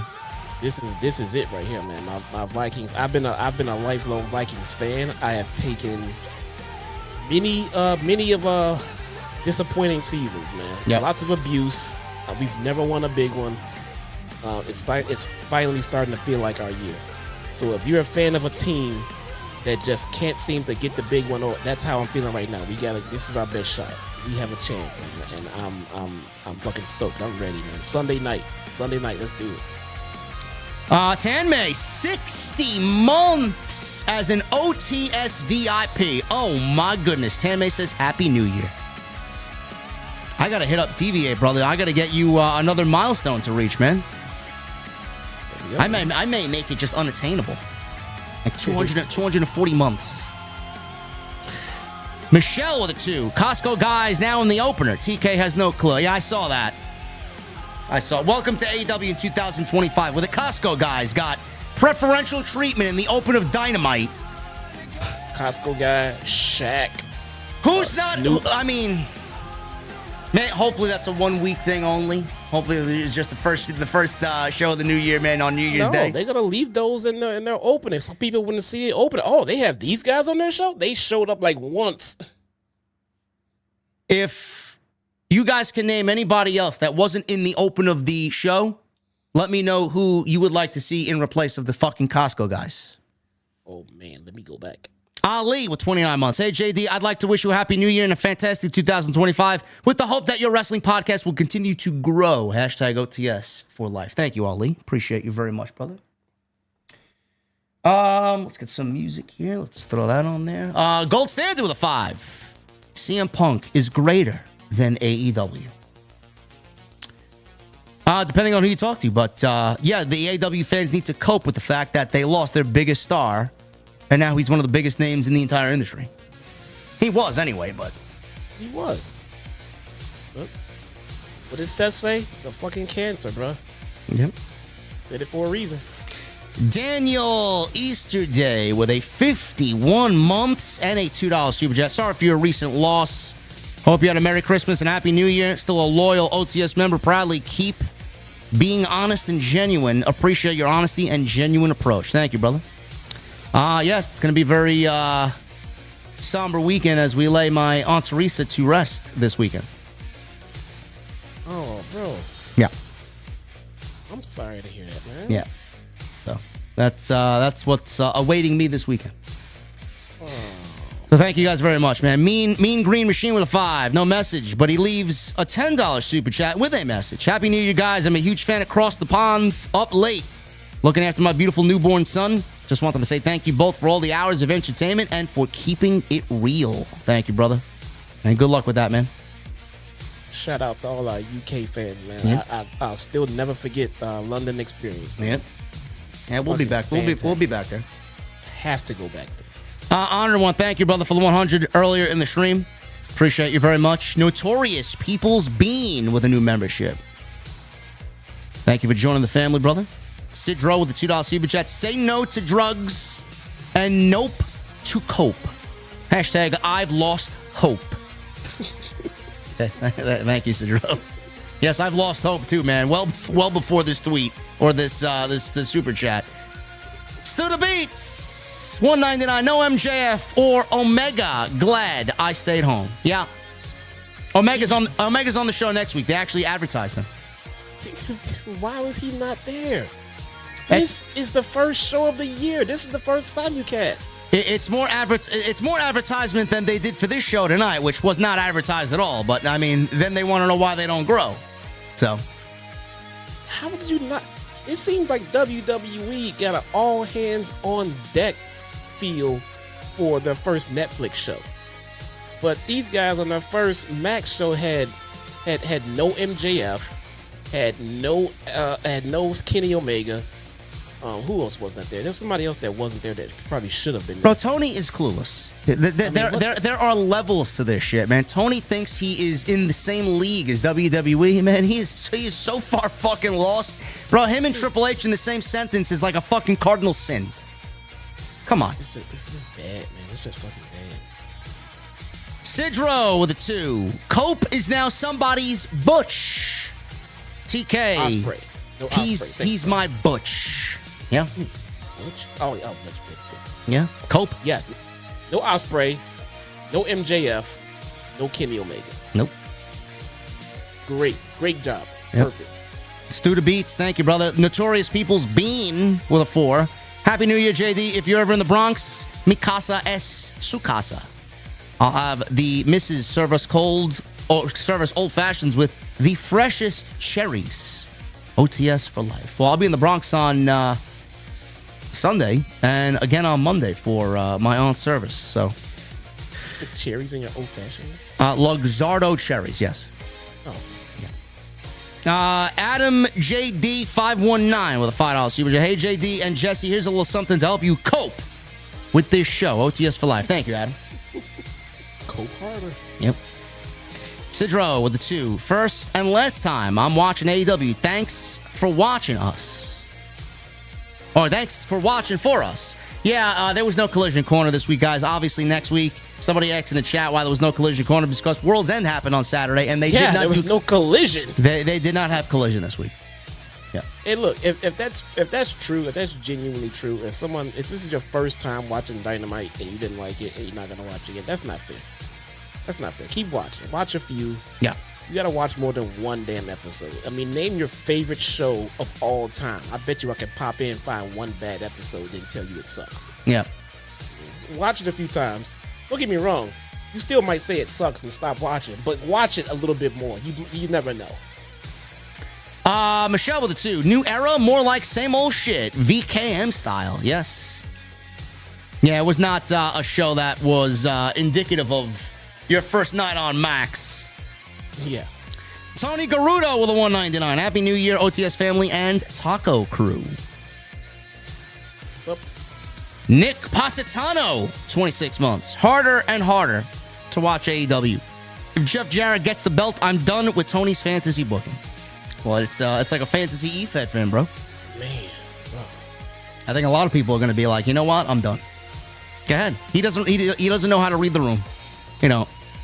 Tony, if I'm Jeff Jarrett, why wouldn't I be saying, look, bro, I mean, thank you for offering, but the fans don't want to see me as world champion. Bro, are you kidding me? These guys don't know when to quit. They will gladly take a spot away from a fucking younger talent because they are greedy. It's not fair, man. It sucks. Nick, brother, thank you, man. Tony Brown with 31 months. Been rolling with you, young fella, for 31 and counting. I'm one of Issa's mods and a proud Taco member as well. Tony Brown is legit, bro. Yes, he is. Cat Eyes with 4 months. Happy New Year, JD, and the rest of the OTS family. Thank you, Cat Eyes. I hope you had a very happy New Year. Joker's voice. Wife for a second there. What happened? I thought that was my wife for a second. Oh, no. Joker's voice for 3 months. Hail JD and Jesse. Warner Brothers paid how much for how many years? Zaslav should ask for his money back. You got live programming for every week of the year, man. Yeah, 52 weeks out of the year. Guardian with a $20 super chat. Guardian of Chaos. Let me be the first of the new year. Love you guys. Respect. JD, mahalo, bro. Mahalo back at you, brother. Hopefully you are well, man. I know you said you were going through something before the new year. Hopefully all is well on your end. Yeah, for sure,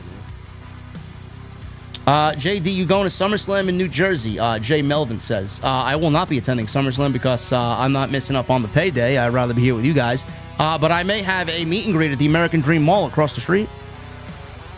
Or across the way from MetLife Field. Shane Brown with 24 months. Happy New Year, brother. Haven't watched much Dynamite lately, but all I got to do is watch you, bro. Nothing but love. I wish you a great year. Thank you, bro. Shane, it's going to be a great year, man. Basic with a 999. I called it back in 23. Jeff Jarrett will be AW champ. I'm going to need you to revoke that thought, bro, quickly. Seriously. I need to book my next New York trip, man. So I stayed, Times Square last time. I gotta find a different area to stay in and hang out in that area next time. Yeah. Go to Brooklyn or something like that. I gotta check it out. Fiore's Nation with a $4.99. What's up, JD? Happy New Year.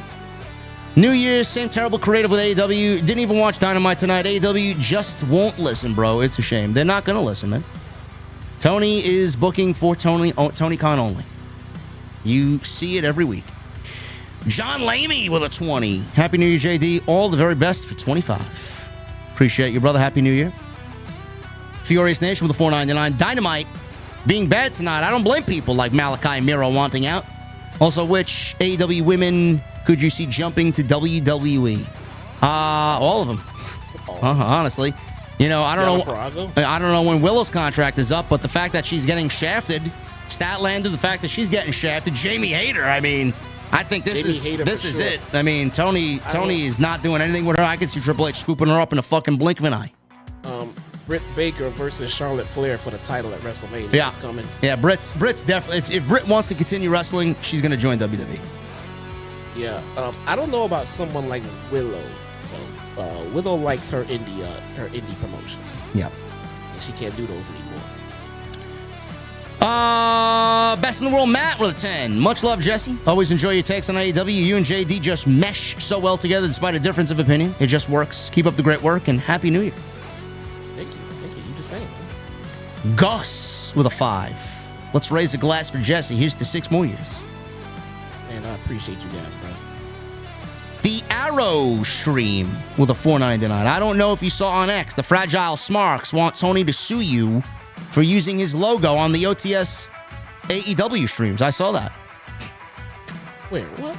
Yeah, because we have Dynamite here on the layout that Salrex made us. He wants some of the sickos want Tony to sue us because we use the Dynamite logo. How is? They're fucking mentally deranged, bro. Yeah, they are mentally deranged. They are so deranged. I asked Wheezy Blonde to record me something or record us something for the best of stream that we're going to be doing soon. And all of these fucking mentally deranged people were reaching out to her. Did you answer JD's DMs? Did you answer JD's DMs? So she answered the DM and said, I'll get back to you when I'm, back home, because she was in Detroit. She went traveling with her husband. And I said, don't take your time. Don't mind these fucking mentally deranged people. They're just all over the place. You can't get away from them. Who is she? She's a content creator in the community. Oh, okay. Yeah. Okay. She's one of the live reaction streamers. Oh, okay, yeah. okay. Hidden Network. Happy New Year, OTS family. The more things change, the more they stay the same. Expect less and even worse on Wednesday nights. OTS for life. Well, tonight didn't really give me hope that there's change on the way, brother. Edward with a $4.99. Happy New Year to you both, JD and Jesse, as I got 2 voiceover successes during the 25 transition. Hoping for even greater triumphs for you this year. Appreciate you, brother. Thank you for being here, man. See that title belt next to your name? You're a VIP. Riley with a $1.99. Calling it the Cope era from now on. It may be the Jeff Jarrett era for all we know. Whoa. David says that she's a Lions fan. She is a huge Lions fan, yeah. Okay, I take back everything I possibly said and thought about her. She can fuck off. She is a diehard Lions fan. Yeah, we got beef, whoever you are. Oh boy. I don't even know why I opened my mouth. Beef. You fucking snuggling up with a Lions fan on me, bro? Yeah. What the? JP 5150. Happy New Year, OTS. Looking forward to the further evolution of the Grizz podcast and the wrestling YouTube scene, toasting with an Allagash triple. Oh yeah, that's a good one, bro. A little generic for my liking, but a good one. We got Siliths with a $50 super chat. Hey JD and Jesse, Happy New Year, goats. You guys are truly an inspiration to me. I want to start my own podcast and streams for professional wrestling and gaming. Any advice for a newcomer? Thank you. Don't be a Lions fan. Thank you for everything you do. Fuck the haters. Hashtag OTS 2025. Just do it, bro. Don't do it for any reason but for the love of wrestling and gaming. If you set out to start wanting to make money, you'll never go anywhere. Just throw the fucking shit out there, and if it sticks, it sticks. That's what I did. Yeah. Jerry Ramey with a new membership. That's false because he's got a title belt next. I don't know why YouTube does that. It does that to me too. I don't know. Gavin Deeth with the 31 months. Why scissors? It's not like they can have a hair versus hair match. I don't know, Gavin. That's a good question. Didn't a comment get made about rock, paper, scissors with Ricochet and Swerve? Was that the case there? I don't remember. Don't think so. I don't know. But it was a golden pair of scissors, though, that had some symbolism behind it. Somebody find that out for me. Oh, okay. Francis, $10 super chat. Happy New Year's, guys. By TK giving us blue versus gold semifinal matches. He made the finals predictable. Anything different would have been a same color finals. Blue versus blue or gold versus gold. Bro, the Continental Classic didn't need to be changed as far as the semifinals and the finals. The only thing that needs to be changed is what the end goal is. And maybe the champion shouldn't be involved in the tournament because, like I said on Saturday, who the fuck wants to be the Continental Champion knowing you got 6 weeks of a fucking tournament you got to wrestle? So stupid. That's 6 weeks the title's not defended. Right. I'm an Eagles fan. Jesse, your team is trash. I'm sorry. How's your quarterback? What happened to the quarterback? Out for the season? Nah, he's not out for the season, but he ain't doing well. Hope he gets better. Basic with a $4.99. We know WCW was in trouble when David Arquette became champ. I think that Jarrett winning the AEW championship is very telling about the condition AEW is in. I mean, it's very telling. It's very telling because we know that the man behind the fucking creative decisions is a hack and doesn't need to be there. Jerry Ramey with a 20. Give Ricochet a few weeks where he and Lashley put some lower level guys out. Keep him egotistical, but going more aggressive every week. Ricochet can be rehabbed, but JD, can we trust TK's booking to do it right? No. No, we can't. Good to see David Thiering in the chat. What's up, brother? Hopefully you had a happy New Year yesterday. Ooh, next week, I got a new jersey coming. It should be here in a day or two. I'm going to wear it on next week's show. Josh. Ooh, I don't want to... No. Nobody cares. Josh Herman, new membership. Thank you, brother. Welcome. Marvin Malit with a $14.99. Happy New Year, JD and Jesse. So we have a potential Jeff Jarrett championship run in 25, but meanwhile, Ricky Starks and Wardlow are sitting at home. Why, Tony? LOL. Because Tony thinks this is a real-life E-Fed, bro. That's why. Francis Lou with a $10 super chat. An Ospreay versus Ricochet or Okada versus Fletcher final would have been rematches from the tournament itself. An Ospreay or Okada tournament win would give Ricochet or Fletcher a need for a rubber match. Bro, Francis, we talked about this on Saturday, man. I went over legitimately all this. They wanted to change the tournament brackets up for refreshing new matchups. Meanwhile, what we got were 2 rematches. We got a rematch with Ospreay and Fletcher, and we got a rematch with Ospreay and Okada. So it's like, okay, it's great. Dylan, thank you for the 100 earlier, brother. Appreciate you. Man of 1,005 holds. $5 super chat. That triple threat match should have finished Dynamite. I like how all 3 guys got to say their promos and made the match more important to me. Yeah, sure. Roddy didn't need to be there, though. I stand behind that. Francis with a $10 super chat. Who is a better technical wrestler, Bret Hart or Shawn Michaels? Bret Hart. What the? Who is a better technical wrestler, Serena Deeb or Mercedes Moné? Serena Deeb. Serena Deeb. Who is a better submission wrestler with the better finish? Serena Deeb. Out of those 2? Yeah. You're a best technical wrestler. You can do anything in the ring. So she's better than, submission, all that shit. Yeah. And look, it's not a knock. No, Mercedes is great. She's great. I mean, but Serena Deeb really is the... again, bell to bell, I put Serena Deeb probably as the absolute best female technical wrestler easily in AEW. And I'll happily put her up against anybody you want to put her up against, too. David Deering says, thank you, JD. You are going to have to hold Jesse back from Wheezy Blonde if they ever collab with you. Laughing my ass off, he says. As long as she bows down to the Viking skull of those. Toya ain't nice with a 5. Happy New Year, fellas. Been watching this channel for about 9 months, and Wednesday nights are my favorite, even though I never watch AEW. Appreciate you. It's always a great time, man. I mean, we're the number 1 AEW podcast in the entire space, man. So it's because our fucking fans are awesome, man. I mean, I feel like for every legit fan that we have come here, there's equally that many people who go around hating on us without even watching the whole show. Yep. You'll just see a clip. And we called out the good and bad tonight, folks. Wow, we were very right down the middle, right? Yep. It's not that terrible they over here, have man. me self-conscious to the point where I think I'm hate watching the show. So I know. like, They're ridiculous, bro. no, I'm just. These are the feelings that come out when we watch the show. It sucks. None of these people have a fucking clue as to what we do here. They simply hate for the reasons that they're blaming us. They say that we are terrible and we're grifting and we're all negativity fucking grifters. But they're doing the same thing back to us because they don't watch us. They don't watch.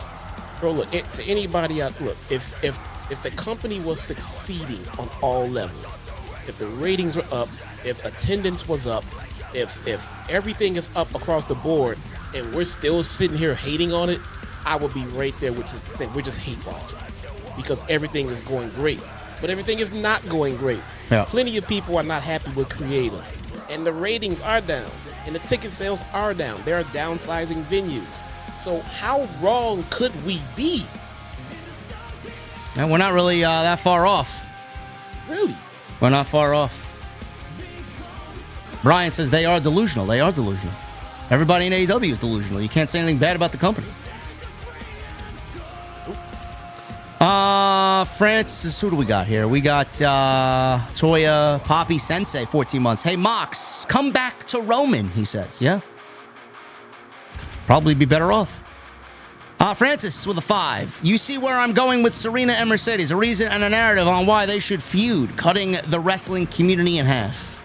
No, I don't really care to see that. No, it's not gonna cut the community in half. A lot of people don't even recognize how fantastic of an in-ring worker Serena Deeb is. They really don't know. As a matter of fact, when she retires, she needs to be the female coach back there. I mean, she's that damn good. Yep. David Thiering with a $5 super chat. Happy New Year, JD, Jesse, and OTS family. Question for you, Jesse. Will you be doing a watch along for the Monday Night Raw debut on Netflix? That is a good question. I absolutely would, if you want my honest opinion.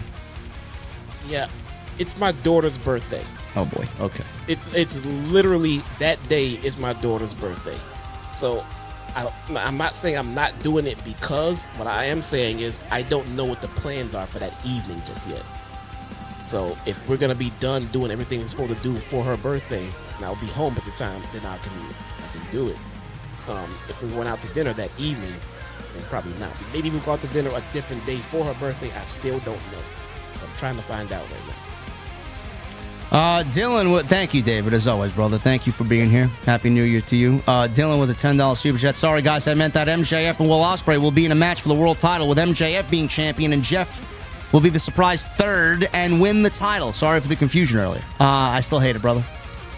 Triple threat. Jeff Jarrett taking the belt from MJF? No. No. I can't. I would. If I'm MJF, I leave the company after that. I mean, clearly no one wants to really see it. But all I'm saying is that if they're going to do it, I can't see anyone in that main event picture worth getting beat by Jeff Jarrett except Christian Cage, the cowardly heel. Yep. Who won it by just a fucking cash in anyway, so. Wolf Dragon Monsters down with a $5 super chat. I liked tonight's episode. We got a variety of different guys that want the world championship, and they all have a reason why. Way better than usual. I don't know what show you watch, bro. Jeff Jarrett wants the world title, man. MJF wants it. Jeff Jarrett wants it. New Bendy Comic Dubs with 28 months. JD, I was watching some old streams of yours, and I heard you say you don't like John Morrison's Starship Pain. What would you have him replace it with? Anything but the Starship Pain. Starship Pain's amazing. There's no impact. Yeah, but it looks amazing. Fine. He could keep the Starship Pain. Do you see anyone else doing it like that, though? Anywhere? No. I mean, he looks fan. I mean, it's amazing. But Vince, how old is he still doing that for a finisher? I don't know. He's in his 40s for sure. He doesn't look like he's in his 40s. No, he doesn't. He actually looks great. Vincent R. with a $5 super chat. Happy New Year, JD and Jesse. With Bowens and Caster splitting and Penta and Phoenix gone, how can we as fans invest in any interest in the tag team division? I don't know. Private Party won those tag team titles, and they haven't done shit with the titles. Yeah. We were promised a new change. I was sitting there trying to think of who the tag team champions were when you just mentioned them. Yeah. The tag team. Oh, yeah. Private Party. Yeah. Garbage. I love them, but the company has done them so wrong. It's like they did. They really waited. Failed on telling that story. They didn't build them up in any meaningful way to make that more memorable. And now they're the champions and not doing anything with them. So it's like, all right, thanks for coming. If they would have pulled the cord on them or pulled the trigger on them when they first came into the company, it would have made more sense and they would have been taken more seriously thereafter. Yeah. But they were a joke this whole time, and then all of a sudden they're the champions, and they didn't really tell us a story behind it. Jose Perez with a $9.99.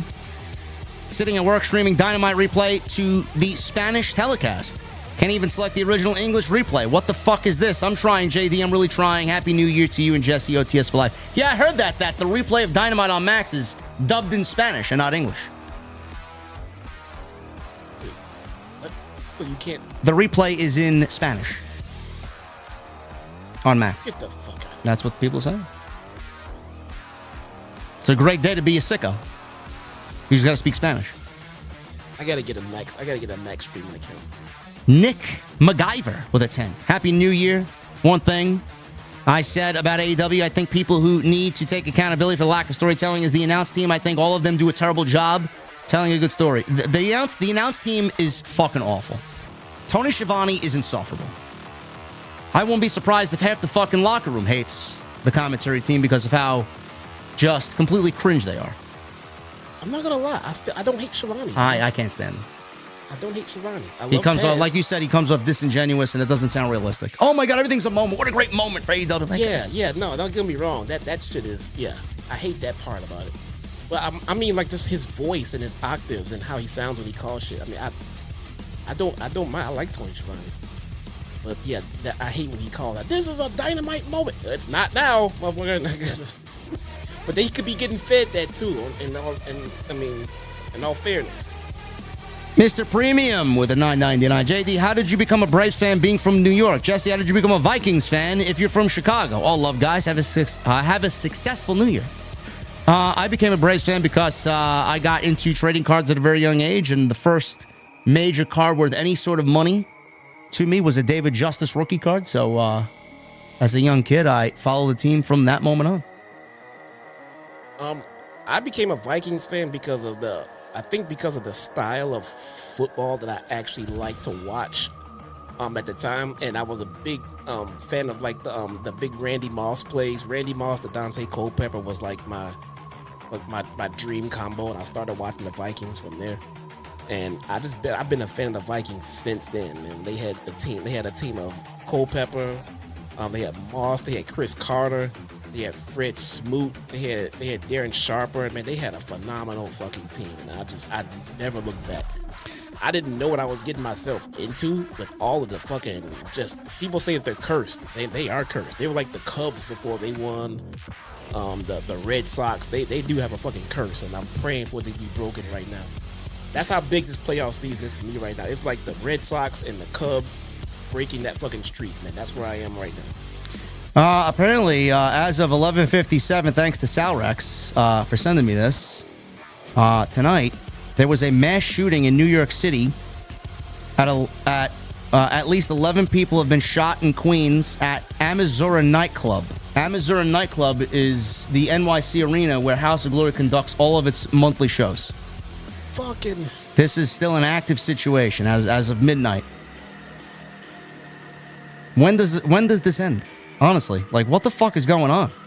Fuck is the shit in New Orleans, the fucking the Cybertruck blowing up in Vegas in front of Trump in front of one of Trump's casinos. Towers. And now this. Here it is. It's trending number 2. Holy shit! Number 2, man. Why? Holy crap! Man, this is. I don't understand this. Why are people at a nightclub on a Wednesday night? Like, the fuck happens on a Wednesday night? I mean, people are going to the bars every night, man. But a nightclub, a nightclub? What's happening on New Year's Day night? Everybody's partying out from last night. Well, sometimes, I mean, I don't know about the holiday specials, but sometimes there's a ladies' night. And that could be a Wednesday night or a Thursday night, some shit like. They have different kind of specials to bring in people during the week. But none the fucking less. You should be able to go out to a fucking nightclub and have fun and enjoy yourself without getting shot and killed. Yeah. Sidro, $2 Super Chat. Call these shows Fight for the Fallen ratings. Yeah. I'll wait till the ratings come out tomorrow. I'll be using that. Sir Dilford. New membership. Thank you, brother. Welcome. Big Steve with a $1.99. Yo, Jesse, no Collision Corner this week. No, because World's End happened on Saturday. There is no collision. There is no corner. No. Apex with a $1.99. If Edge is Copeland, Tony B. Seath. Jesus. Seath? Who's Seath? I don't know. I'm sorry, bro. Man of 1,005 holds $2 Super Chat. 10,000 titles in AEW, and all of them are meaningless. Yeah. Yep. Mercedes got like 4 of them. Some shit. Major with the $1.99. Where was Pockets at tonight? He was in the opening match with Adam Page. In the first match. Yeah, he's in the opening match with Page. Michael Krause, $2 Super Chat. I DM some monitors for you, bro. I use the LG C4. I'm looking for Asus, Michael.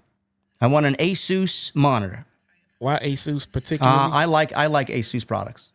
But if you want the best, and if research brings you to another product, why not look at that product? I will look at it. I just want Asus. I have Asus keyboards. I have a Razer mouse. I like Razer products as well, but I don't want a Razer monitor. I was say, okay, you're matching products. No, you got a Razer mouse. I like matching my products, bro. Well, what's your PC? It is built from Paradox Customs. Oh, okay. But it's got a Razer body. Oh, okay. All right. Michael, thank you, brother. Kelly Johnson with a $5 Super Chat. JD, not a wrestling question, but since I'm not a New Yorker, how big a miracle is that guy surviving after being pushed when the train was coming in? I saw that, Kelly. There's a reason why I don't travel to the city anymore. Pushing people in the trains now? Instead of, one woman was lit on fire a couple weeks ago. There's a reason I don't travel. I mean, taking the subway, man, it is fucking awful. The MTA is just disgusting. Kelly, thank you. Eminem, 200-183 with a 10. It was awesome of you to make a cameo last night. during Solo's New Year's Eve stream. Can't wait for TNT next week. Did Vince visit TK on Christmas? Adam Copeland going to the Rated R Superstar Cope is funny. Yeah, I wanted to show up in Jason's stream. I was having some dinner, and I said, let me pop in there. He had a good stream, I heard. Hollywood Guy with a 5. Did you guys happen to see the leaked Royal Rumble draft card? John Cena's supposed to win. Not sure if it's legit. Bro, it's fake. Everything you see is fake. I don't believe you guys fall for it. There was something going around from Wessel votes today that WWE signed, what's his name from XTNA? Forgot his name. It's fucking late. What's his name? You know him. Who used to run TNA? Used to run TNA? Yeah, creative. Oh, Scott D'Amore? Yeah, Scott D'Amore. He's going to run NXT creative. Oh, that was fake too? That's fake, yeah. Okay. Yeah. Well, it's not good. I mean, Wessel. the idea made sense. But... Yeah. Wessel votes, yeah. Oh, okay. Daniel Dixon with a 199. AEW 2025 is WCW 1999-2000. We'll see how this year plays out, but you may be accurately correct. Joey Clemenza with a 10. What's up, JD Jesse? I started randomly watching episodes of Dynamite from 2019. Now that those first year episodes are all on Max, it's like night and fucking day. The quality has clearly fallen. Said, well, people are going to realize that very quickly, man, when you start watching the old shit.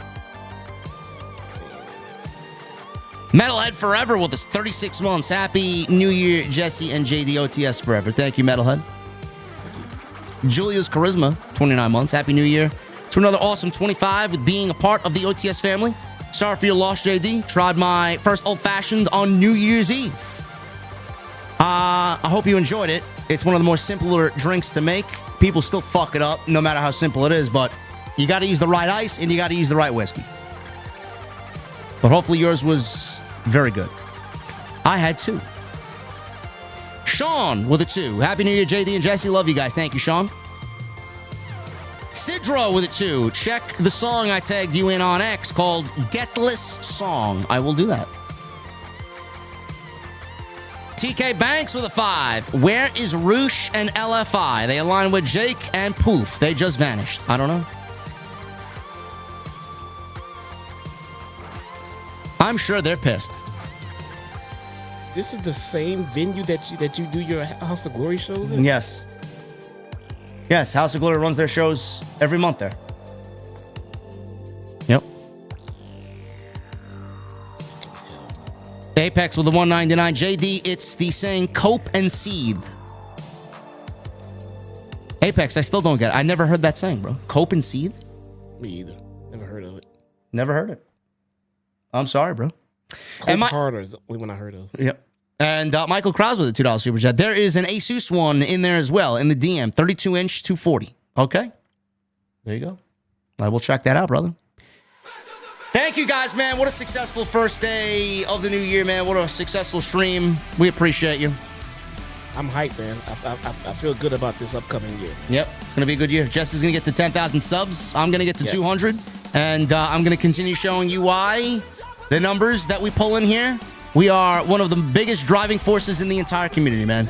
No matter if you love me or you hate me, man, you can't deny the influential fucking shit that we've created here, man. Everybody comes to watch us. AEW may hate us, but that's not going to stop us, man. Not going to stop us. People that hate us just don't watch us and don't pay us attention. Nah. People that hate on us are all in social media talking shit about us. Yeah. Sure, the show was clipped about three or four different times tonight, so. Oh, yeah. Anyway, guys, thank you very much. Apex with the 199. Cope and stay triggered. Okay. Cope and seed. Francis Luke with a 5. Love the MJF World's End backstage promo and Collide commercial with Deonna Purrazzo. Collision commercial with Deonna Purrazzo. She was doing online classes while sitting in the ring. Okay. Yeah, she's wrestling Tony on Collision.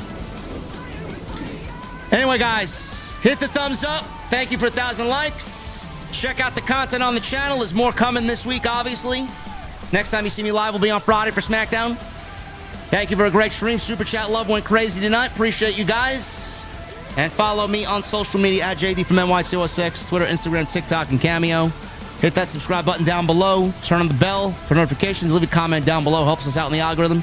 And follow Jesse on X at ChyTownSmark and on YouTube as well. Guys, until then, I will see you all Friday for 3-hour SmackDown right here on OTS. I'll see you guys later.